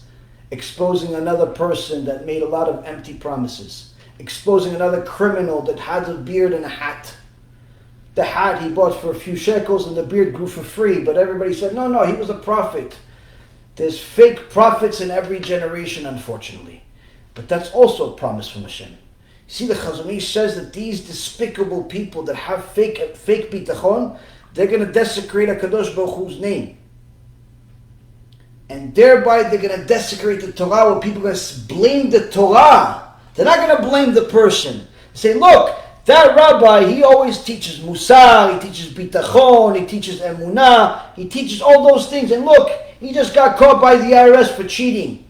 He just got caught by the feds for doing this. He just got caught for that. Look at that. This guy has all this emuna and bitachon, and look, he's a bigger criminal than all the criminals that I know. Just because one guy got caught for bad things doesn't mean that the Torah is flawed. It means the person is flawed. But unfortunately, the ignorant people don't know that. The ignorant people don't know that the Torah stays the same, even though people may necessarily distort it. Now, this is why when we mention certain things and it causes a little bit of a ruffle, it's not really a surprise to us. It may be a surprise to an audience, but it's not really a surprise to us, because we know that certain things that we say are going to cause a little bit of chaos, because in essence it's going against the tide. One of the biggest things that causes a ruffle among people is when we talk about the issue of fake Mashiach. You see, the Torah Kedusha already told us in Sefer Dvarim. In Sefer Dvarim, in chapter 13, verse number, well, it's really the whole chapter, but it's verse number 4, where HaKadosh Baruch Hu tells us of how he's going to bring these false prophets. It's people that they're going to say things, they're going to do things, it's going to look like it works. They're going to even have followers, fame, fortune. But HaKadosh Baruch Hu says, if you follow them, you're doomed with them. You're doomed with them. He says, if there should stand up in your midst a prophet or a dreamer of a dream, and he will produce to you a sign or a wonder, and the sign or a wonder comes about of which he spoke to you about, saying, let us follow gods of others that you did not know, and we will worship them. Do not hearken to the words of that prophet or to that dreamer of a dream, For Hashem your God is testing you to know whether you love Hashem your God with all of your heart and with all of your soul. Meaning that HaKadosh Baruch Hu is going to be the reason behind why the false prophets succeed. Why some truck driver is making over $100 million a year right now by not being a truck driver, by being a fake rabbi that pretends to be a prophet, talking to people like this with his eyes closed. Yes, this is a real story. It's happening as we speak. Don't ask me who. He already has enough fame if you can't figure it out by yourself. Why he's succeeding. Why there's so many people flocking to him. Better yet, countless reshaim, liars and thieves. People that I've spoken about in the past, why their subscriber count continues to increase, their bank account continues to increase, their fans continue to increase. They keep succeeding. Why? HaKadosh Baruch Hu says this is part of the test. The wicked will succeed. What's such a chidush about it? The wicked will succeed. Why? Because Hashem said, I'm doing it to see if you love me. To see if you love me. Now, everyone knows about the fake messiahs that we've had.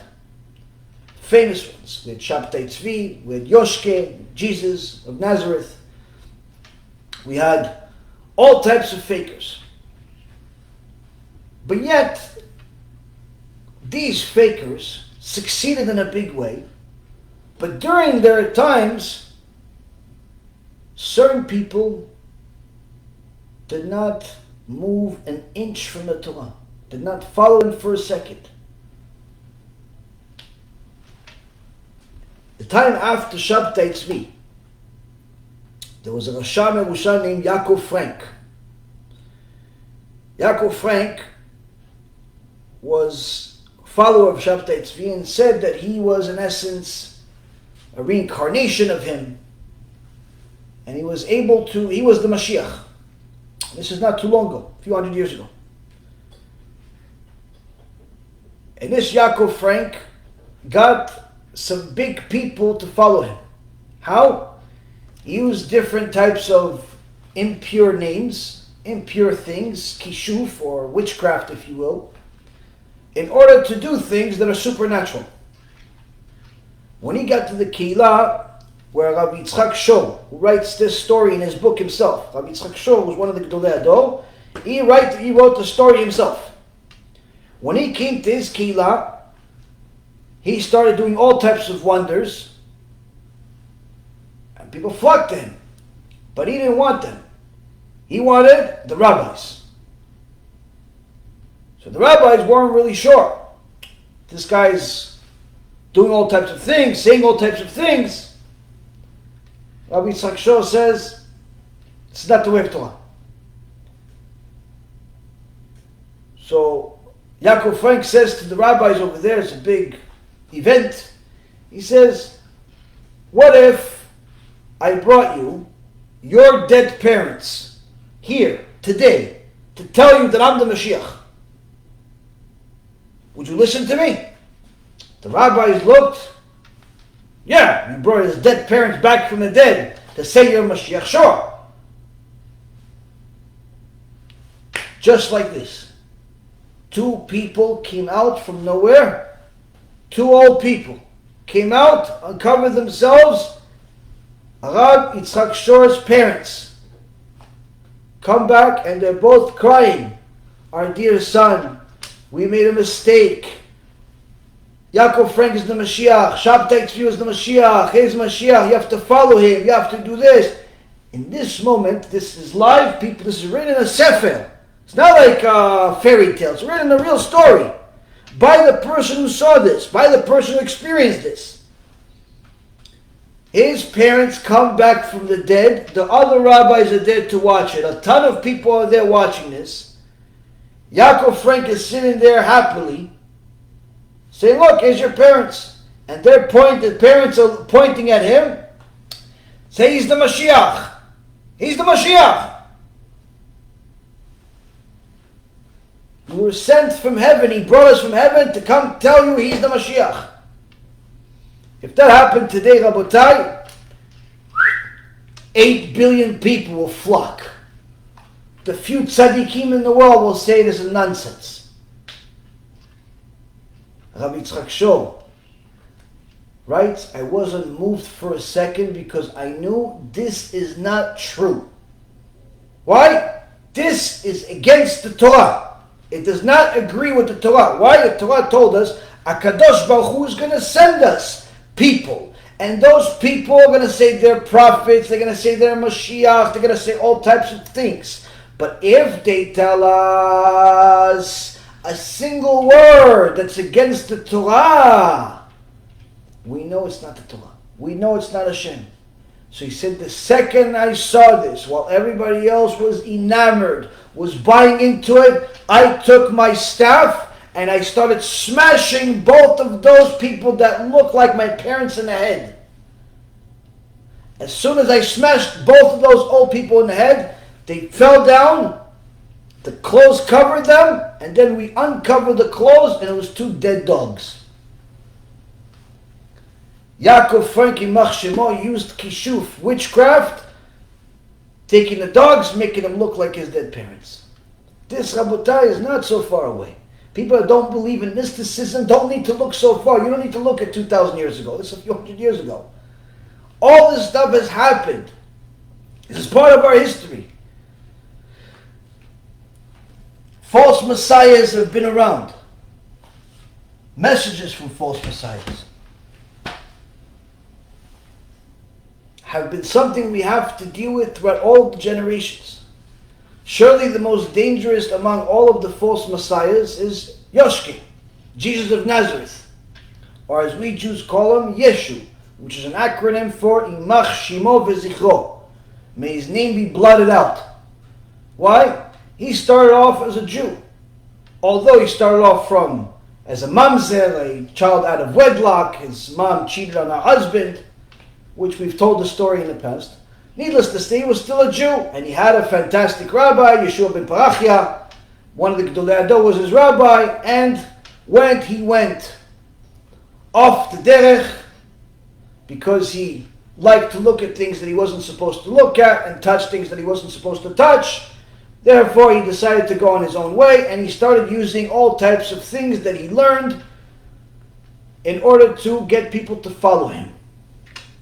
Now, the problem with early Christianity is that it was founded by a Jew, and his initial students were also Jews. Although they were all illiterate and ignorant of the truth, nonetheless, they followed him. So in the beginning, early stages of Christianity, it was very, very difficult to decipher the difference between Christianity and Judaism. You know, back then, there wasn't Orthodox, conservative, Reform, this, that, wasn't none of that nonsense. Either you were Jewish and religious or not. But now you have Christianity. But now Christianity wasn't necessarily called Christianity right away. So people were simply Jewish and following Yoshke or not following Yoshke. Similar to what the Christians are trying to do today by calling themselves Messianic Jews, even though it's 100% Christianity. But at least back then they were really Jewish. So now, early Christianity was almost impossible to decipher the difference between Judaism and not. Why? Because the early Christians kept the Torah. They kept Shabbat. They did Brit Milah. They kept everything. Everything they knew. Yoshke himself, they quote him as if he's not trying to change the Torah and so on and so forth. The problem is that this was a battle for Judaism. A battle for Judaism's survival. Why? Because you could have somebody inside your minan believing in this idol that died 300 years ago, and you won't even know it. Because why? You kept Shabbat, he kept Shabbat, everybody kept Shabbat, so you didn't know that he's an idol worshiper. You didn't know that he's praying to some guy. You didn't know. He looked the same like you. Everybody had a beard, everybody looked a turban, everybody looked the same. So now you have a existential problem for Judaism. And the Chachamim come together They say we have to do something to make sure that everybody knows that there's a difference, a clear difference, between Judaism and believing in Yoshkin, believing in the New Testament. Because a lot of people were hiding it. They were following the New Testament on their own. They were following the teachings of Jesus on their own, not in public. So what do? They got a couple of Chachamim at different times.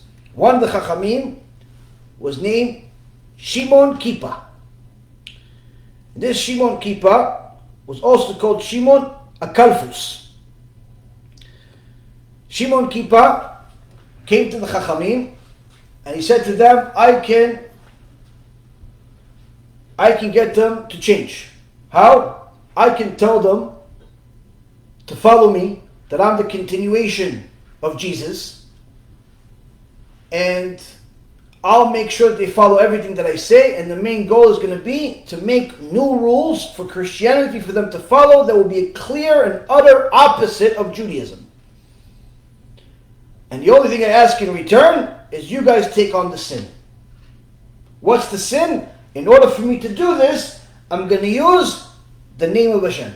Meaning, he's going to use, he went to the Bet HaMikdash, he had the Kodesh Kodashim, he had the real name of HaKadosh Baruch Hu, he put it inside his skin, and that way he was able to perform all types of miracles. So this, Chachamim said, go for it. He went there, he went into the market and he told the people, I am the continuation of Jesus, I'm his messenger, he spoke to me, you have to follow everything that I say.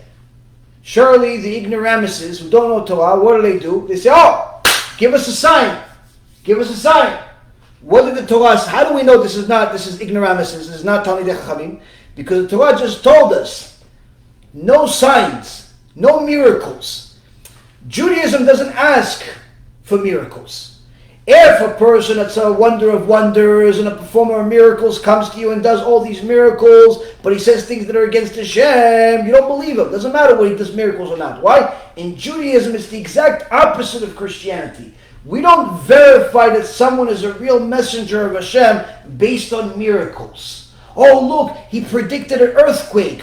Oh, look, he said a blessing and it came true. Oh, look, he touched the guy and the guy was able to stand. That doesn't mean that he's legit. Doesn't mean could mean he's holy, could not, could be KIRUV, could be all types of things. But that's not how we verify someone as Mashiach. You want to ask somebody if they're a tzaddik or not. You want to ask somebody if they're a messenger of Hashem, how much did they study Torah? How many times did they review the Shas? How many times did they get people to do tshuva? How many people they help people do tshuva? How many people they help in their life?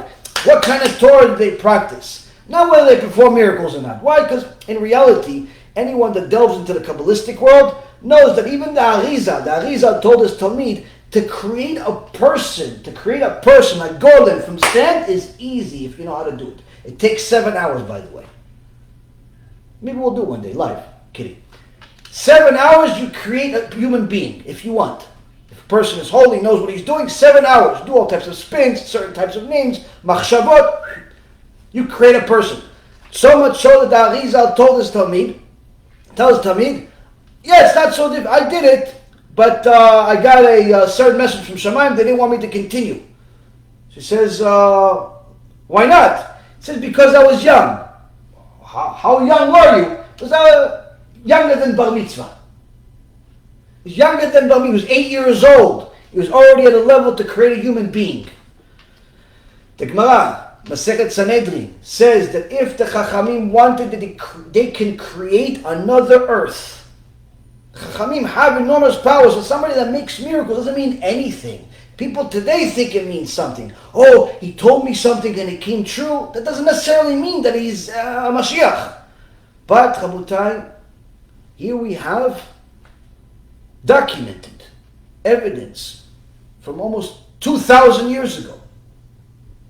Verified by Rashi, verified by the many other Chachamim throughout the generations, in Toldot Yeshu, in the Midrash Otzera Midrashim, in several other Midrashim talk about this specific story. We have Shimon Kippah coming to the people and telling them, listen, I'm the continuation of Yoshki. They come to him and they say, okay, show us some miracles. And he says to them, what miracles do you want? And they said, show us the same miracles that Jesus did. He said, okay, bring me a metzorah. Give me someone that has tzara, the incurable disease. They bring him someone that has a incurable disease. He raises his hand, touches him, he's cured. He says, bring me a dead person. They bring him a dead body. He touches it, comes back to life. At that moment, he became the new Jesus. He became the new Jesus. He became the continuation. They all followed him. And he said, okay, what should we do for you? He said, build me a cave. Either some people say a cave, some people say it was a tower. And don't bother me. Just bring me bread and water each day and let me learn. And you're going to do everything that I say. I'm going to deliver you the messages. But that's it. Don't bother me. And that's what they did. And he would give them instructions. And the first set of instructions, they told them, you know that Jesus really didn't like the Jewish people. He didn't like the Jewish people. So the mitzvot that they have, he doesn't like them. So from now on, there's no more Shabbat. We take it, we turn it to Sunday. Second, no more Brit Milah. That's not for us. Kosher food, not for us. And he started taking away the mitzvot. Changing the mitzvot of the Torah. Nullifying all of the 613 mitzvot. He became the first pope. The first pope of Rome. First bishop, first pope. And all of the other popes are considered his inheritors. What was his name? Shimon Kippah. What do the Christians know him as? Peter. The famous Peter. Now, Rashi writes commentary on this because the Gemara that you have is most likely censored, so they removed a lot of stuff. But the original Gemarot that are still in the world have commentary on Rashi, by Rashi in Gemara Masechet Avodah Zarah, page 10a, who brings a commentary on this, talks about this specific story I just told you, and also brings his source. The Rashi brings a source that comes from a sefer called Toldot Yeshu, which obviously is at least as old as 900 years because that's how long ago Rashi himself was, but it's most likely much older than that. This Shimon Kippah continued living in this cave or tower by himself, destroying Judaism in the face of the Christians, but practicing Judaism privately, keeping kosher, learning Torah, and sending letters to the Chachamim. And he wrote several different piyutim that are used by today in our prayer. One of them is called Nishmat Kol Chai. Some things that we pray in the in MUSSAR and also in Yom Kippur, things that we say, all of the Jewish people in the world say this on Yom Kippur, the things that he wrote.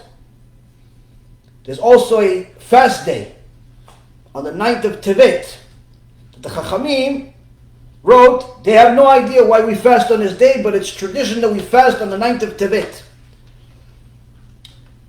In the Sefer called Toldot Yeshu, and also in Baruch Frankel, reveals that the secret to this day is that Shimon HaKalfus died on this day.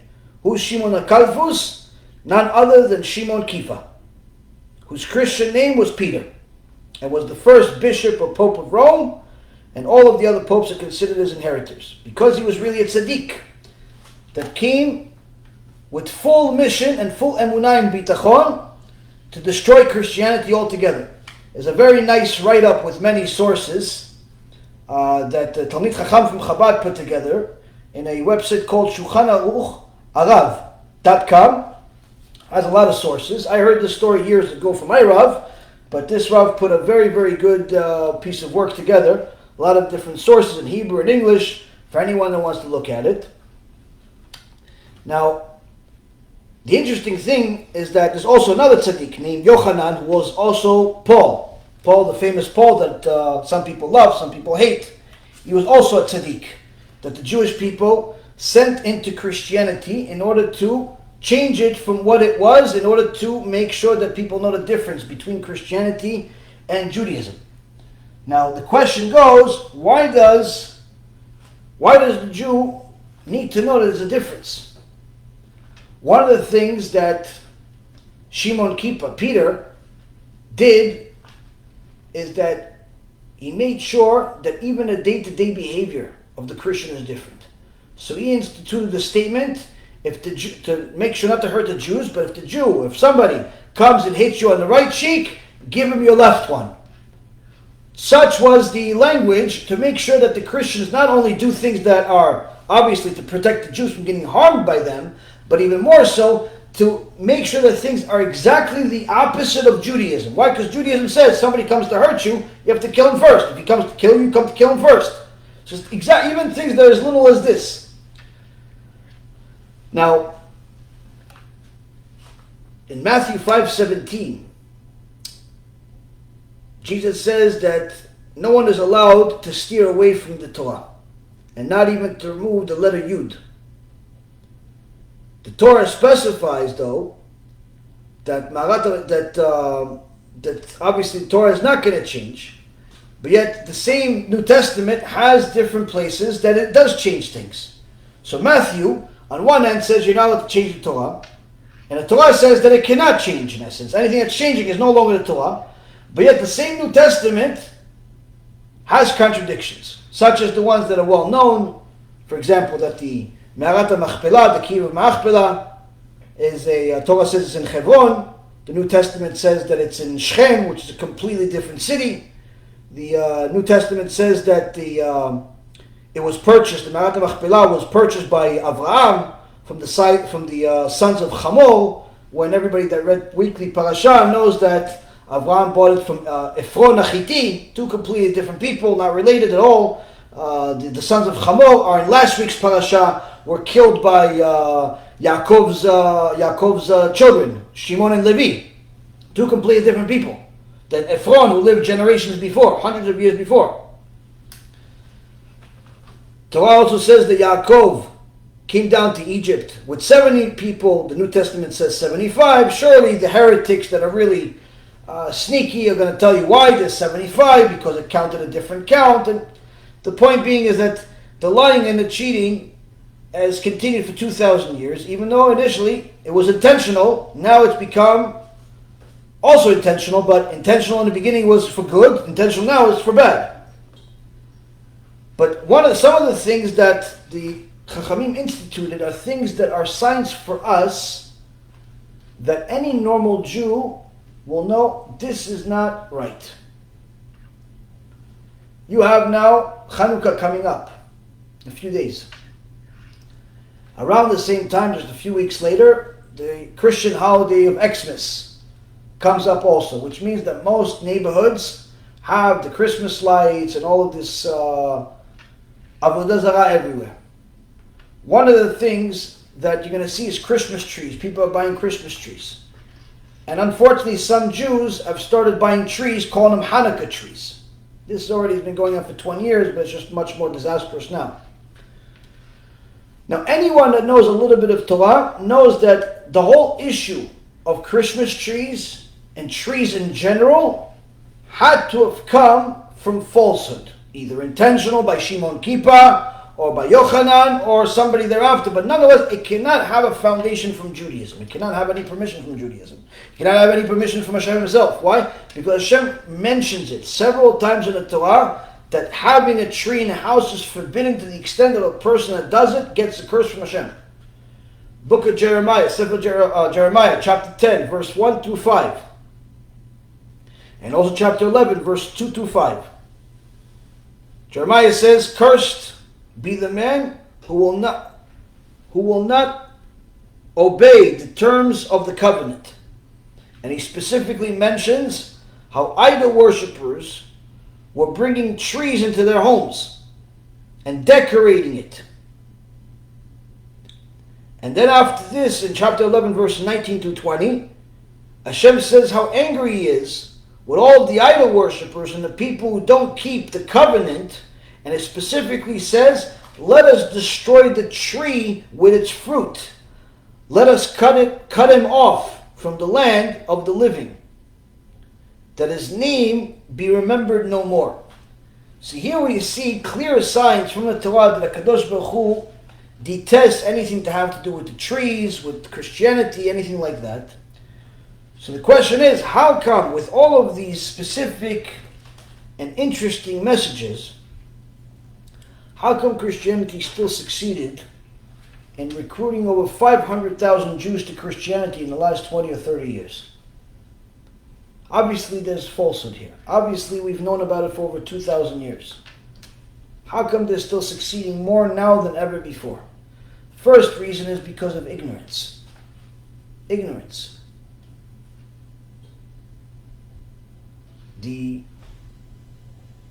Midrash Ma'am Loez writes a prophecy that was given to Avraham Avinu in the BEIT Ben HaBetarim, when HaKadosh Baruch Hu had him slaughter the animal into three. He told him to bring 3 heifers, 3 goats, 3 rams, 2 turtle doves.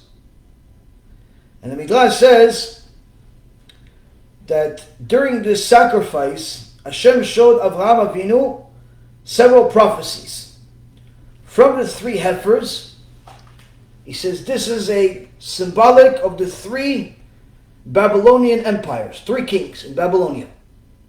So he showed him the 3 kings. Prophecy of the future. From the 3 goats, HaKadosh Baruch Hu showed Avraham a prophecy of the Greek Empire that ruled 3 sides of the Mediterranean. From the 3 rams, he showed him the Persian Empire having 3 separate kings, 3 different times in their rule of the world. And the 2 turtle doves, he said this is the Empire of Aramean, who didn't persecute the Jewish people, but needless to say, stole their land.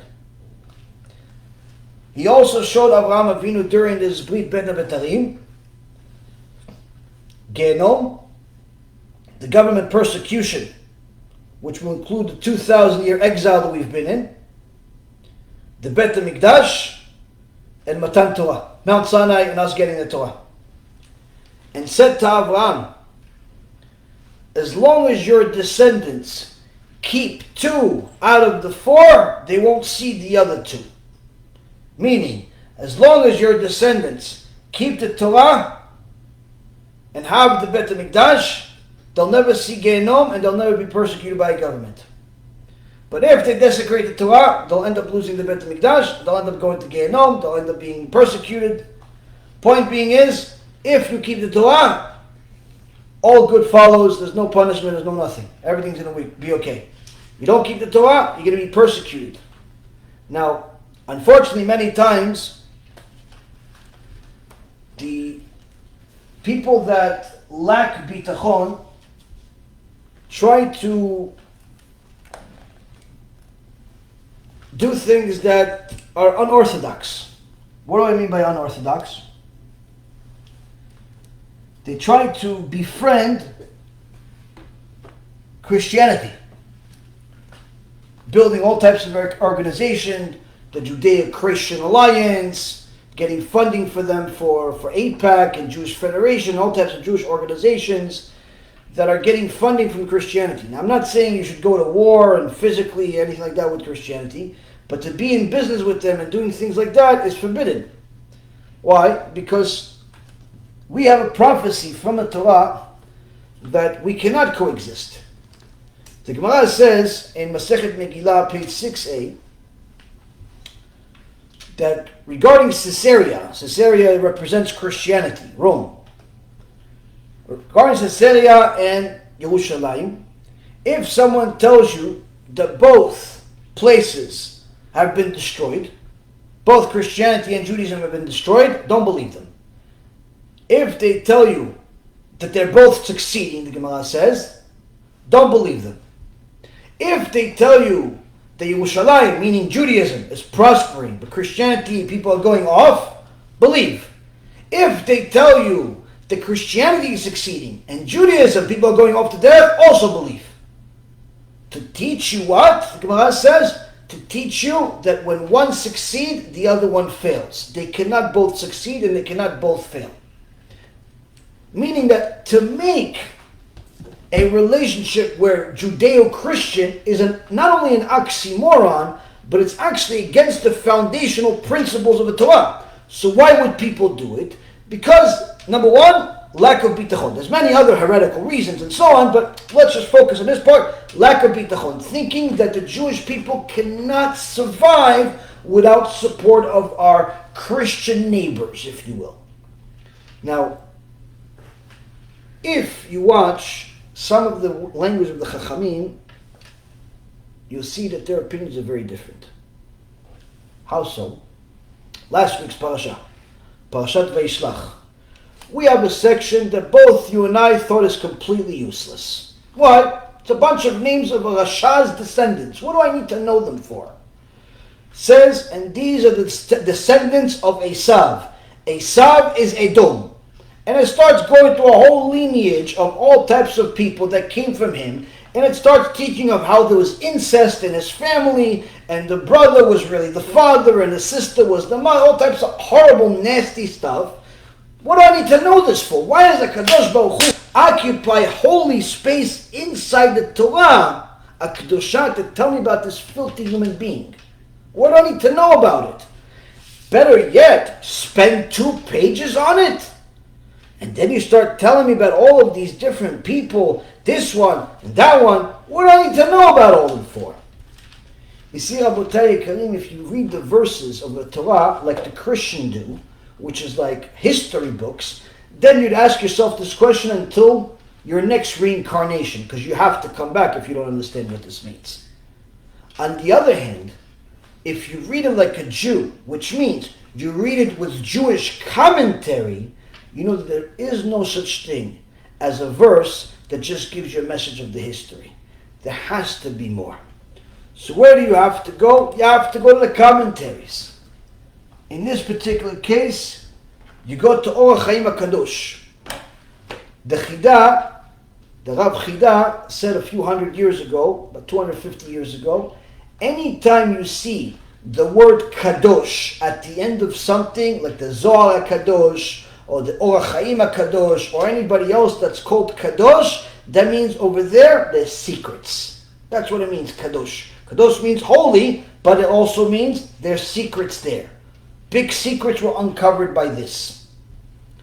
Or HaChaim HaKadosh brings an extraordinary commentary, mamash delicious.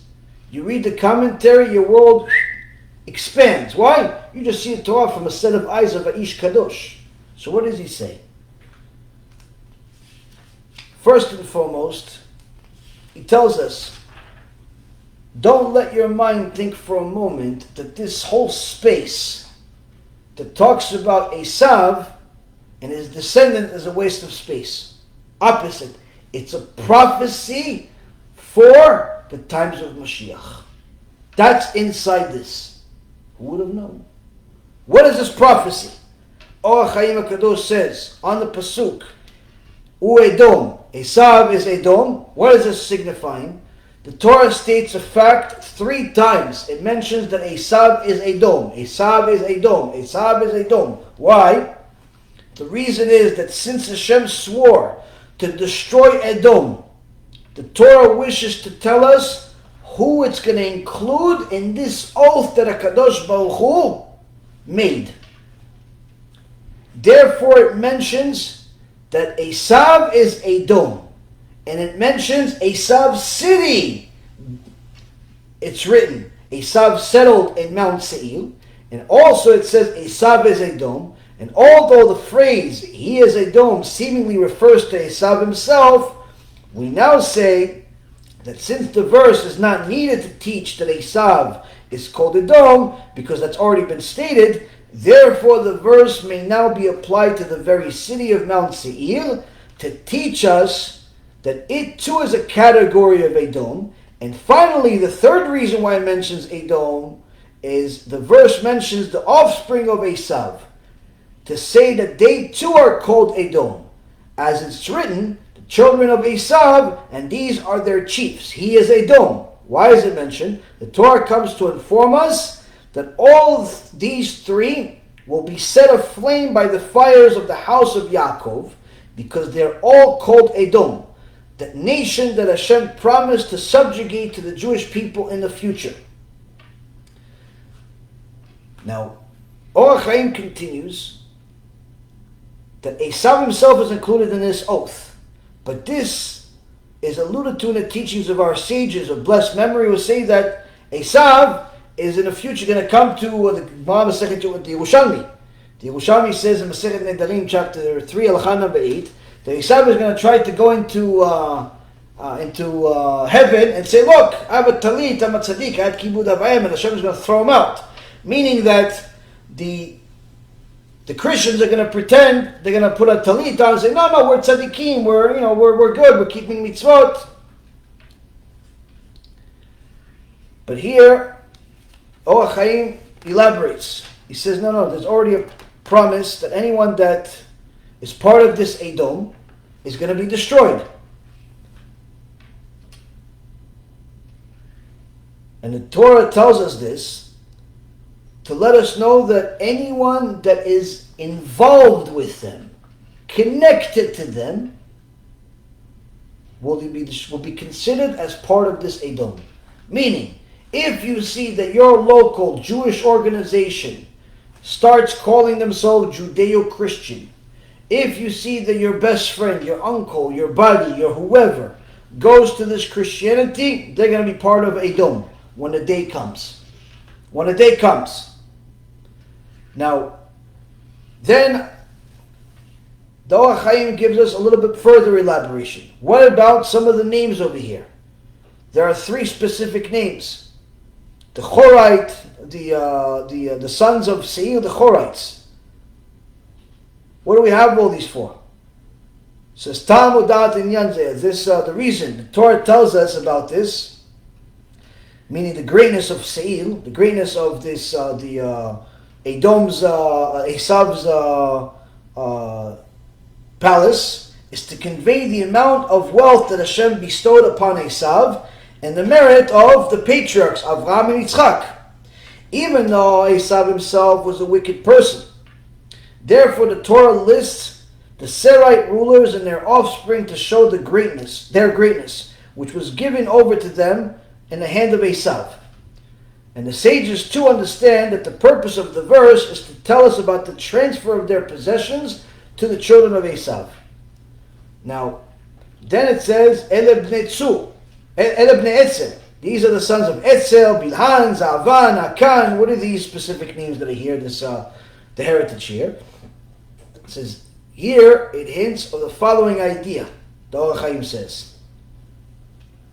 In the Yalkut Shimoni, in Mishle 934, which is what the Or HaChaim quotes, it says, the Torah came to HaKadosh Baruch Hu, and said to HaKadosh Baruch Hu, how come my children are so poor? How come the Jewish people are constantly struggling? Now you may say, look, no, today there's a lot of Jewish people that are rich. We're talking about over long history, that wasn't necessarily the case. Throughout all of history, life wasn't like it is today. Even though there's many people that are poor today in Am Yisrael, and there's many people that are rich in Am Yisrael, nonetheless, throughout history, we've been more poor than rich throughout history. This is considered one of the best financial times in Jewish history, but nonetheless, it's not necessarily a best religious and spiritual time for Am Yisrael. So the Torah comes to HaKadosh Baruch Hu and says, why are my children so poor? So HaKadosh Baruch Hu says to the Torah, I have an inheritance for those who love me, and I will fill up their treasure houses, meaning that this is through the afflictions of the righteous in this world. Their treasure houses will be filled in the world to come. So here, Torah talks to HaKadosh Baruch Hu in essence and says that why is the Jewish people struggling so much? And Hashem says their struggles, their sufferings is actually going to assure them having a good next world. To teach us that anybody that is fixed on materialism in this world is unfortunately not fixed on good possessions in the next world, unless they're extremely righteous and they give enough tzedakah and they shomer Torah and mitzvot and they do all the things they need to do even despite their wealth. But many times you'll see that righteous people are suffering, righteous people are struggling. Now if they read this Torah, they'll know, listen, my struggles are gonna help me in the next world, in a permanent world. But if they don't read this, they don't understand this, unfortunately they become targets of Christianity, targets of Edom. Why? Because Edom has a lot of wealth. To what? To use it to missionize. And that's in essence what they do. They spend hundreds and hundreds of millions of dollars just on Israel alone. Needless to say, the billions of dollars they spend all over the world. What? To hunt Jews, to destroy their Judaism. Now, this specific issue that we have, that Christianity is hunting us down, is not a new thing. It's not a new thing. Christianity, since its foundation, has been hunting us down. Even since the time of Shimon Kippur, we had to do something about it. So what's changed? What's changed is in the last 20, 30 years, we started working together with them. You have Jewish organizations working together with Christian organizations, thinking that they can help each other. Now, anyone that knows both nations' history knows it's impossible for them to work together. It's impossible for anything good to come out of this. So why does this happen? This happened for the very same reason of what we spoke about for the last 2 hours. Lack of trust in Hashem. The Jewish people don't trust in Hashem, and needless to say, the Christian people don't trust in Hashem. The Christian people don't trust in their own message because they know that their message has 1.5 million different holes in it, so they have to cheat and manipulate in order to get to the Jew. By telling the Jew that Christianity really is Judaism in disguise. Tell them that their dead Messiah is really a living one, and so on and so forth. So they don't have any real bitachon in Hashem, they don't have any real confidence in Hashem, so they have to lie their way into the Jewish household. The Jewish people, unfortunately, don't necessarily have a emuna problem in their God. What they have is a monetary problem. What? They don't believe that God has any money. For some reason or another, God has enough strength to keep us surviving for 3,000 years, but He doesn't have enough money to allow us to let a few kids go to school for free in the yeshiva.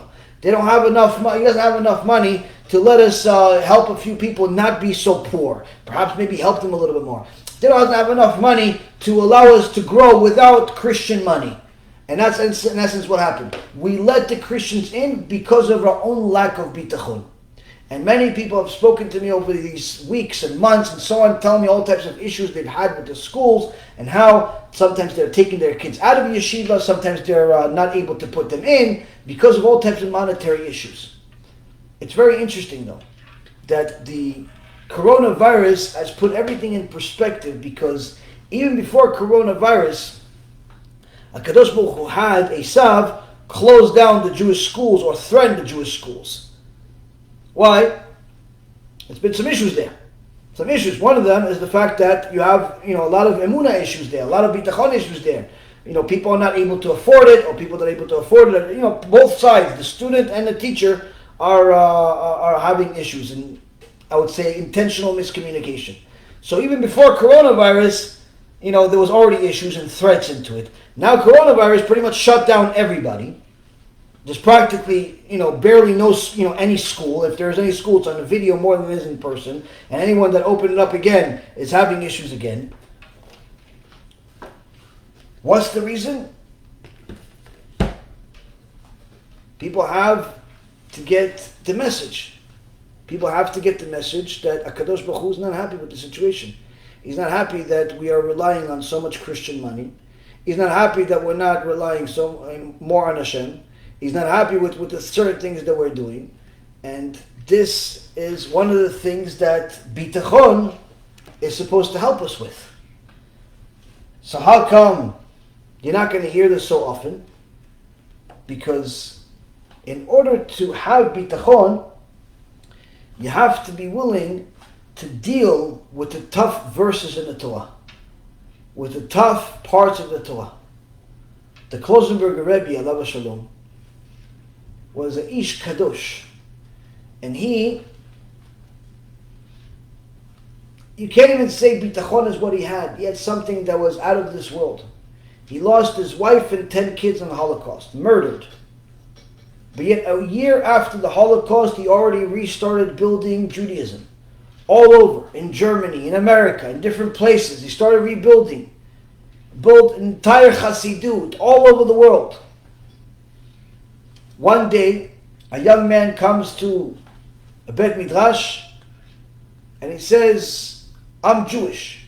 And this kid has tattoos everywhere, doesn't have a kippah, doesn't look Jewish at all, but he speaks Yiddish, and he says, I'm Jewish, I want to learn some Torah. So the rabbi over there asked him, well, what makes you Jewish? He says, I don't know what makes me Jewish, but I'm Jewish. He says, do you know anything about Judaism? He says, yeah, I know one verse. He says, what verse do you know? Tachat asher lo avalta et Hashem elokechem besimcha. The rabbi was shocked, to say the least. This is a verse from the Parashat Tochecha in Sefer Dvarim, book of Deuteronomy, chapter 28, verse 47, which is the parasha that talks about punishment. And it says that because you didn't serve Hashem, your God, with happiness, that's the reason for all the problems that you had. So the rabbi asks him, how do you know this verse? So the kid says, I was in the Holocaust, and one day, the Nazis, Yimach Shemam, just to give themselves an excuse to kill more of us, they held a competition. What's competition? They have a hill, 60 feet high, stairs that are very narrow, barely 2 people can fit on it, and 2 people have to lift a big rock, run up the stairs, and run down the stairs in full speed. Over and over again. Until either they both die or until the Nazis decide to stop. And whoever runs up, makes it to the top, shouldn't celebrate for long, because most of them, because the rock was in many cases heavier than the body weight of the person carrying it, Yimach Shemam, the Nazis were just looking for an excuse to kill everybody. What ended up happening is that many of the people would tumble down the stairs and die on impact. Or if they survived, the Nazis would just kill them when they got down. So he said they just had an excuse to kill a bunch of Jews, especially the elderly. And now came my turn. And next to me, it's an older man. Wasn't older than me a little bit, but didn't know anything about him. All I knew is that everybody called him Rebbe. He picks up the rock, I pick up the rock. Now I'm in better shape than him, but something that I've never seen in my life happened. He starts running and I start running. Now, we want to make sure neither one of us touches each other, because you can push over the one or the other over the hill. Both of us can die. So I'm running, I'm trying not to touch him, and he's running like me. But not only that, I'm barely surviving, and he is the whole time singing this verse. For 3 hours he's singing this verse, saying over and over again, Tachat asher lo avadta et Hashem elokecha besimcha. And he's singing it in a tune. And I say, Rebbe, to him in Yiddish, what is this verse? What is this verse? And we're running up the stairs, and we're running down the stairs. And he's singing this tune, and he's singing and singing. And what are you singing now? How can you sing this about Hashem now? What are you saying? The Rebbe says to me, my son, everything that's happening to us right now by these Reshaim, the Nazis, is a proof of the authenticity of the Torah's promises. HaKadosh Baruch Hu promises us that when Am Yisrael is on the rise and we do good, Edom will be down. And when Edom is in rule, then Am Yisrael will be down. Why would it ever change from Am Yisrael being up to Am Yisrael being down? Because the Torah Kedosha says when you don't serve HaKadosh Baruch Hu besimcha, with happiness, with full bitachon, with full zealousness for His Torah, HaKadosh Baruch Hu will bring the wrath, but not the wrath by some hurricane or virus or anything like that. He'll bring a dome, He'll bring the staff, He'll bring the stick, and He'll hit us with that. So everything that we're experiencing right now, I'm happy. I'm happy because this validates our Torah Kedusha. And they say to him, who is this Rebbe? He says, that one. The Klosenberger Rebbe. That same Rebbe that built an entire empire. Entire empire. 3 major people responsible for American Jewry. Rav Moshe Feinstein, Rav Kotler, and the Klosenberger Rebbe. American Judaism, that's that. But Klosenberger Rebbe, he didn't stop over here. He also built an entire community in Eretz Yisrael, in Netanya. He has a hospital in Eliado, and a lot of different things over there. Huge Chassidut Tzantz. His son now is leading. There's HaShem HaKadosh Baruch Hu giving the Refuah Shlema. The point being is, Rabotai, these real tzaddikim didn't have an easy life. Nothing easy about it. But they had bitachon. Why? Because they were able to deal with the truth of the Torah despite how difficult it is for the rest of the people around them. Because they knew that everything is from HaKadosh Baruch Hu with no question. The good and what you view as bad. But HaKadosh Baruch Hu is, when He gives us whatever message He gives us, that message, that prize, if you will, is the best available to us based on our options. When someone knows that, he has no difficulty dealing with the difficult verse, the difficult prophecy, or the good one.